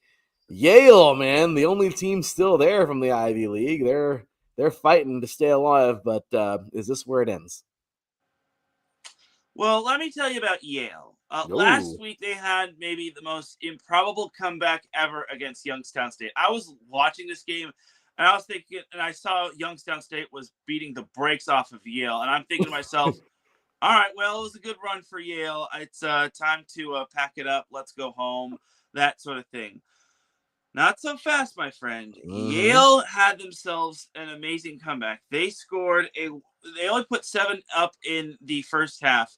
They managed to put up 36 in the second half, which I thought was massive. They put up 21 points in the fourth quarter, which, look, I was foolish to kind of turn off the TV or switch it from that game. So I gotta give Yale their flowers. That said, Montana State is just too much, and as great of a run that Yale has had representing the Ivy League, I just think that Montana State is going to win this one. I feel they'll win convincingly, and that's no knock on Yale. I just think that Montana State is just too good. They are. And I really do like Yale. Yale is awesome. That's crazy, man. That's super crazy that they even did that. They came back and won that thing, which is crazy to think. But yeah, Montana State, unfortunately for them, is not Youngstown State. And I don't know. So if they get down like that, I don't know if they're going to come back, but it's going to be a really fun game. Regardless, if Yale wins this thing, I really hope they go all the way. That's amazing. But I got the Bobcats in this one, but let's see how it goes, man. This is a great game. This is a really, really fun one, and this is definitely one of the ones that if you guys catch it on your TV somewhere, man, you're gonna want to watch it. It's a great one there. So, all right, man, let's go ahead and move it on into this next one. We have Texas Showdown time. Number 7, SF Austin takes on Abilene Christian, who blasted their way through round number 1. Hard hitting, high scoring, and personal. This one's gonna have eggs. This is gonna be a fun game, a Texas battle. Who you got? I'll take Stephen F. Austin, but it'll be a close one. You said it best. It's kind of an in-state rivalry matchup, even though I don't think they're actually rivals, but I think Stephen F. Austin gets the job done. Yeah, I think so too. So, Stephen F. Austin is a great team, and there's a lot of upside there. It should be a fun one, regardless. This is going to be a lot of fun, and big ups to Abilene Christian for making it. We'll see. Next up, we have a really fun matchup, man. Number 5, Lehigh. They put its undefeated season on the line versus number 12, Villanova, who just dropped out, or who dropped 52, in round number 1. This is momentum versus perfection. Who you got? I'll take Lehigh. As good as Villanova's win is, you kind of have to remember that the Ivy League kind of had a little bit of a slow showing to start. I mean, you saw Yale needed a massive comeback against Youngstown State, and then Harvard. As good as they were in the regular season, I just think that the postseason was kind of the regular season was kind of their ceiling. But that said, Villanova, as good as their offense is, Lehigh is just on a mission. And until someone knocks off Lehigh, I can't pick against Lehigh. So give me Lehigh. I'm with you. I think so. Lehigh, great pick there. Solid football program, man. Next one, another team who moved up again, because I keep on talking about them. It's like their second year, I believe. Tarleton State, man. Number 4, Tarleton State. They are dominating from Division II. They're moving on into the FBS, doing well. They welcome surging North Dakota, the Fighting Hawks, fresh off a statement win over Tennessee Tech. UND is peaking, but the Texans, man, are 11-1 and dangerous at home. Who you got? This one, I think, is an obvious one. I'm taking North Dakota to win. Okay, I agree. It's a good one. It's a good game, but yeah, I guess as bad as I want to see this, I think Tarleton State ends here. But this is still an amazing story, and I would love to see this team continue to win. So if they win today, I'll be cheering them on. But yeah, I don't see us going any other way. Next up, we have Mercer in South Dakota, man. A bruising battle awaits number 6 Mercer. They visit number 11 South Dakota State, man. USD dominated in round 1, but Mercer's defense has been nails all year, man. So smash mouth football incoming. What do you think? Yeah, you said it best. Smash Mouth football's Mercer's style, and I think that style is going to take down South Dakota. I think South Dakota can hang with Mercer, but I think Mercer will just be too much. Yeah, I agree. Mercer is a good school. They've been dominant all year in the FCS. I got them as well. All right, next up we got one more. Montana and South Dakota State, the Jacks. So a must watch for sure. I wrote this one down, man. Number 3 Montana hosts number 14 South Dakota State, who had a little bit of a rougher year than usual in a rematch of FCS Giants. So the Grizz are coming off a rivalry heartbreaker, which is huge. Of course, I talked about that right now with them and Montana State. And then good old South Dakota State, they're coming off a massive win. Who responds stronger? Well, if you've seen the rivalry between these two teams, Montana State, as of late, has beaten South Dakota State. I mean, previously it was South Dakota State owning the rivalry against Montana, but I think there's a new sheriff in town. I think Montana is the better team between the two. Give me Montana, but this one is going to be a barn burner. So give me Montana in a very close one. Teran says down go the Jacks, and it's been a crazy year for everybody, but I agree. I believe down go the Jacks as well. I think they're a great football team, but Montana, man, the Grizz, that one stung this year, losing to Montana, man, to Montana State. So I agree. I think they're going to move on. So, all right, Teran, there you have it, some FCS action. Let's kick it on over to, hey, look who's in the chat here, Teran. Oh, boy. It's Mo. Uh-oh, he's requesting something here. So, good old Mo. Well, thank you very much for tuning in, man. This has been a great year in the FCS, like I said, man. So let's enjoy it while we still got it. But, Teran, we're moving on over into some FBS action. You ready, man? This is going to be fun because, well, we already talked about it for today, earlier today, talking about yesterday's craziness, man. That was, wow, fun stuff. Again, Kennesaw State getting it done, man. Freaking brand new into the FBS, and they're winning titles, and amazing. James Madison, third year in, they're winning titles. I mean, awesome stuff there yesterday in both the American Championship, the Sun Belt, just great stuff there. And then, of course, we already recapped this, but big ups, man, to Boise State. One more year in the Mountain West, going to the now rebuilt Pac-12, and of course the AAC. Well, we talked about that already. Tulane getting it done in the American, defeating North Texas, and then, as I said earlier, Kennesaw State, man, Conference USA. So that all happened yesterday. Great stuff. Let's now move on into some previews. One's going to be starting actually right now in the FBS. Really excited for this. But all right, Teran, well, let's get on into the Big 12 championship.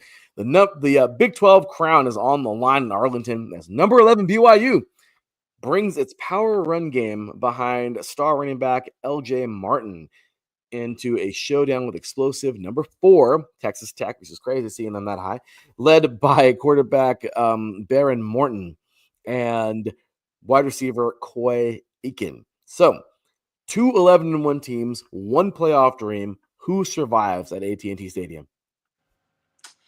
Man, this one is going to be a good one. I mean, Texas Tech did beat BYU rather convincingly the first go around, and I think they're going to do it again. Look, BYU is a good team, but honestly, I think Texas Tech they don't even have to go too far. So I'll take Texas Tech. BYU, I think, is only good when they play in Provo, and seeing as that is not the case, I think the Red Raiders will get the job done in Arlington. Good game. Agreed. I like them a lot. I want to say I do like the Cougars. This is a team who can actually do this. They're both there, obviously, for a reason.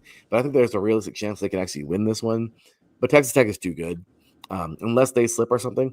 I just don't see it. So we're going to see. It's going to be a really fun game. But, yeah, I got to go good old Texas Tech in this game for the Big 12. Next up, we have the MAC. We have MACtion. We've been watching MACtion on Tuesday this whole year, but now Tuesdays and Wednesdays. But now we get to see them on Saturday. We have Miami of Ohio taking on Western Michigan.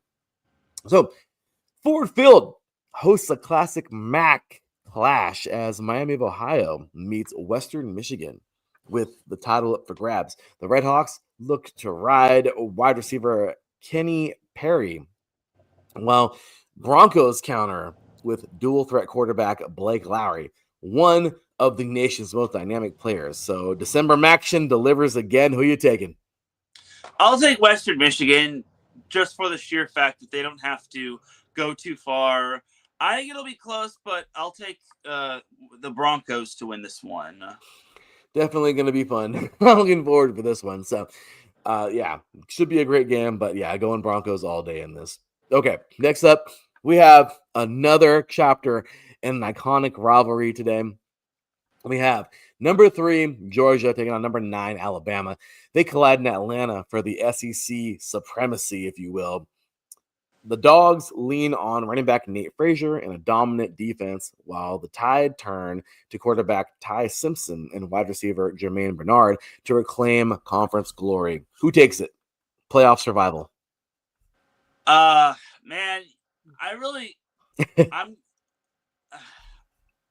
man. I know. You know what? I don't like having to pick this team, but I think Alabama gets it done. I think they're the only team that can take down Georgia, in my opinion. I mean, Georgia has a good defense. Georgia has the benefit of not having to fly out, but there's only one team that's beaten them this season, and that's Alabama. I think Alabama has the formula. They have the blueprint to take down a team like Georgia. So give me the Crimson Tide. Again, I'm not the biggest Alabama guy, but I think they get the job done against Georgia. That is awesome. This one's a tough one for me. I got to go Georgia. I feel like obviously they're hurting. They're mad. I mean, obviously that happened to them. They lost to Alabama this year. This is going to be a really fun game, Teran. But my gosh, if Alabama pulls this off, here we go. But I don't know. Let's see. Let's see if Kirby Smart can knock off his former team again. And this would be a fun one, man. But yeah, I'm going to go Georgia. So finally, we get one where we have different thoughts on. But I love it. Good game here. Should be a lot of fun. Let's see what happens. SEC never disappoints for sure. So, all right, Darren. And then again, we have here the Big Ten Championship. History awaits in Indianapolis as undefeated number 2 Indiana faces undefeated number 1 Ohio State for a Big Ten title and the number 1 seed in college football. In overall, college football. The Hoosiers rise meets the Buckeyes juggernaut offense led by quarterback Julian Sand. And of course, phenom wide receiver Jeremiah Smith out of Chaminade Madonna down in Florida. A true heavyweight collision. Who you got? Oh, man. This one could be a national championship preview. This one is the granddaddy of them all. Oh, man. It doesn't get any better than this. The undefeated Buckeyes, the undefeated Hoosiers, the number 1 team in the nation versus the number 2 team in the nation. I'm going Ohio State, but this one will be really fun. I think Indiana's going to need to answer the bell in terms of their defense. So I'll take Ohio State, but don't be surprised if Indiana does pull off the win. Again, Indiana does have the benefit of not having to leave and fly on a plane to the site. But I think Ohio State is built for this. And remember, they're the national champs. So they are. There you have it. Yeah, good old Ohio, man. Ohio State is just a dominant team. I can't see them. I can't see them losing this game. As much as I would love to see it and them knocking off Indiana. I mean, I'm sorry, Indiana knocking off Ohio State. I would love to see that. I just don't. I don't see that. I just don't. Ohio State is too dang good. This will be fun though. This will definitely be a lot of fun to watch. So I'm excited for this one. So all right, man, here we go. So before we go into the NFL and get our picks really quick, best game of the day. What do you think? I'm talking about everything, all levels. What do you think? You're forgetting one game from the FBS, the ACC championship game. Oh, well, forgetting. Sorry, I was too. To me, that game sucks. I'm sorry. It's just so That's irrelevant. Like the toilet bowl of the Power 4 teams. It is. I was so ready to dive into like the best game of the day. Yeah, and here it is on my notes at the very bottom. Like it. Yeah, this game is annoying. The ACC is so irrelevant. I'm telling you, man. Like the Pac-12 should be. I mean, I seriously, the ACC should have gone with it. I'm sorry. Like this is you have the mighty U, Teran. Yeah, the mighty U is in the ACC. I'm sorry. The ACC it used to be good, but oh yeah, who's gonna win, Teran? Florida State? Are they gonna? I'm sorry. Like this is nonsense. But anyway, yes, Teran. Thank you for the correction there. We do have one more FBS game. I actually just tweeted it too. I didn't even. That's how irrelevant it is. I actually just tweeted about it and I already forgot about it. That's hilarious. I'm sorry. Wow, that's the first time it's actually happened. Maybe a few times, but so a surprise ACC title matchup highlights Charlotte as Duke aims to complete a magical run behind quarterback Diego Mensa, while number 17 Virginia counters with star running back Jay Taylor and a balanced attack. The winner claims the ACC crown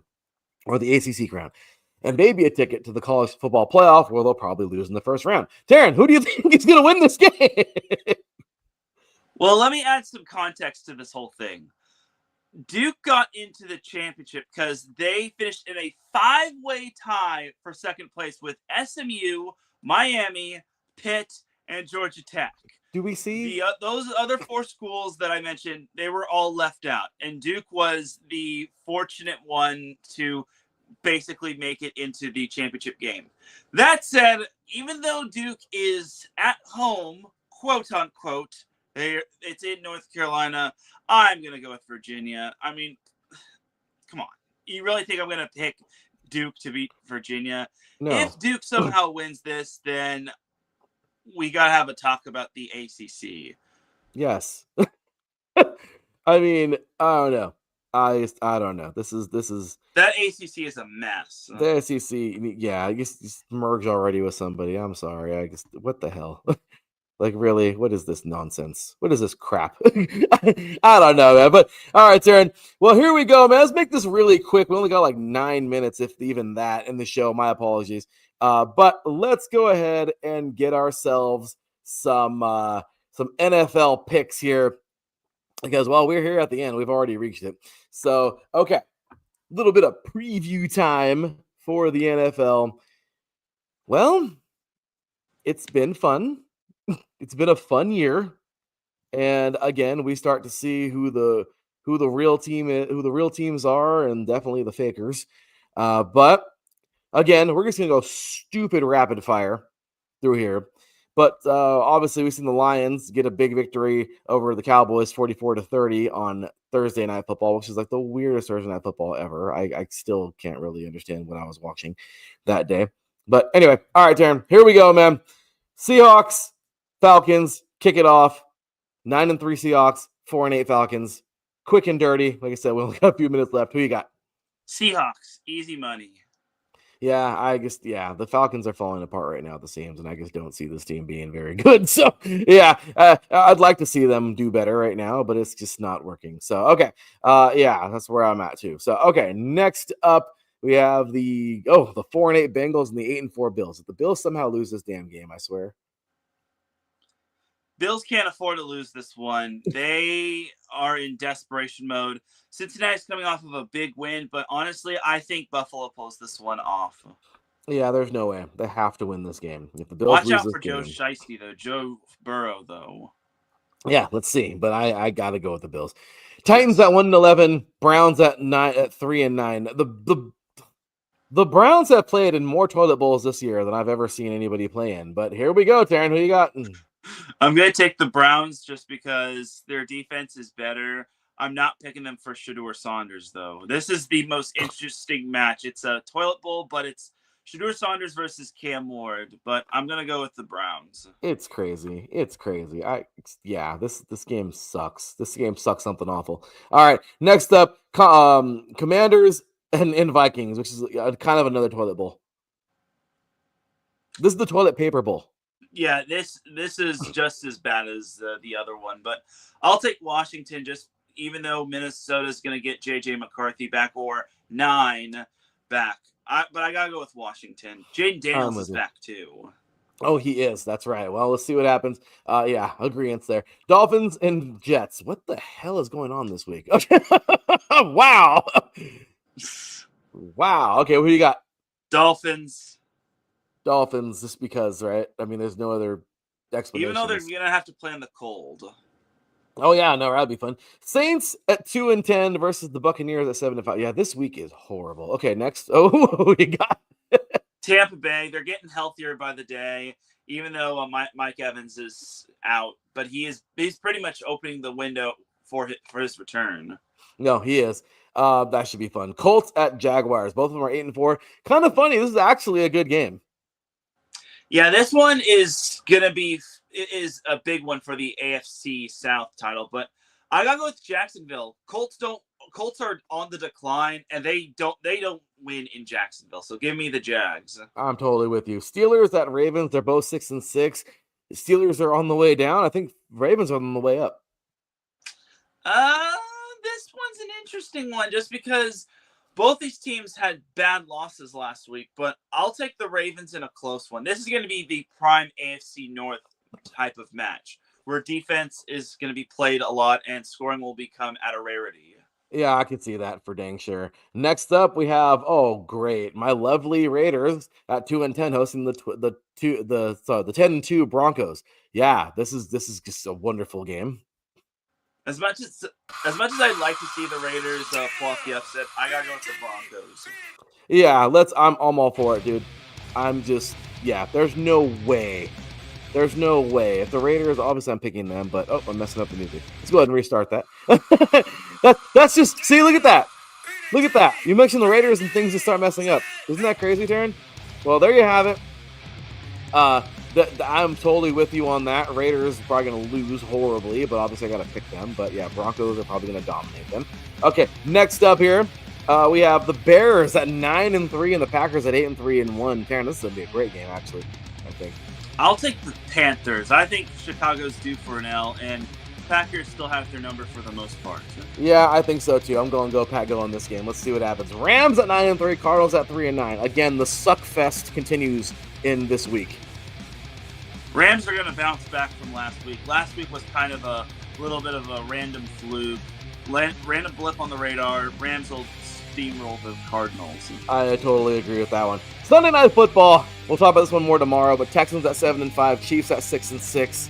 Who you got? I got the Chiefs. Chiefs have been really good at home. Houston's defense, as good as it is, I think the Chiefs are going to figure it out. I think so too. We'll see what happens, but yeah, Chiefs are just too good. Then Monday Night Football, man, Eagles at 8-4, Chargers at 8-4. Your team is looking hot. Can they get this thing done? Well, they kind of struggled against the Raiders. I hope they can. I'm obviously picking the Chargers. But, man, if there's ever a game that the Eagles have to figure out, this is the type of game. But give me the Bolts. We'll see if they can actually figure out the Eagles. Yeah, I'm taking the Chargers, dude. I think they're just, I don't know, something about the Eagles right now is just a little weird. The Chargers are home. This team is getting better. I like them a lot, man. So, obviously, we have some bye weeks, much needed for these four teams, the Patriots, Giants, 49ers, and Panthers, all in different wavelengths, but late bye week in week 14 this week. And then, of course, we'll be talking about this one more tomorrow, but Thursday Night Football, Falcons and Buccaneers, AFC South battle in primetime. Teran, it has been a fun one, dude. Any last thoughts, comments, anything on anything football for this week? Florida State might actually be going bowling, even with the 5-7 record, because Kansas State dropped out because their coach retired. That's crazy. That's freaking crazy. I mean, what the hell, Teran? Like, really? Oh, I gotta give a shout out, man, to Santa Margarita. Go get it. Go get it next week. I'm excited for these guys, man. Of course, get a big shout to Golden West, man. We're cheering for you guys. Let's go here in SoCal. Saddleback, hey, if they win, we're cheering for you too. Obviously, got to hold up some SoCal football. But that is that. So for my boy Teran Rodriguez, for me, your boy Larry B, we will see you tomorrow at 4 p.m. Pacific time, 7 p.m. Eastern, to recap all of this fun college stuff and, of course, the day in the NFL. We will see y'all coming up tomorrow. Until then, take care. And as always, God bless. Peace.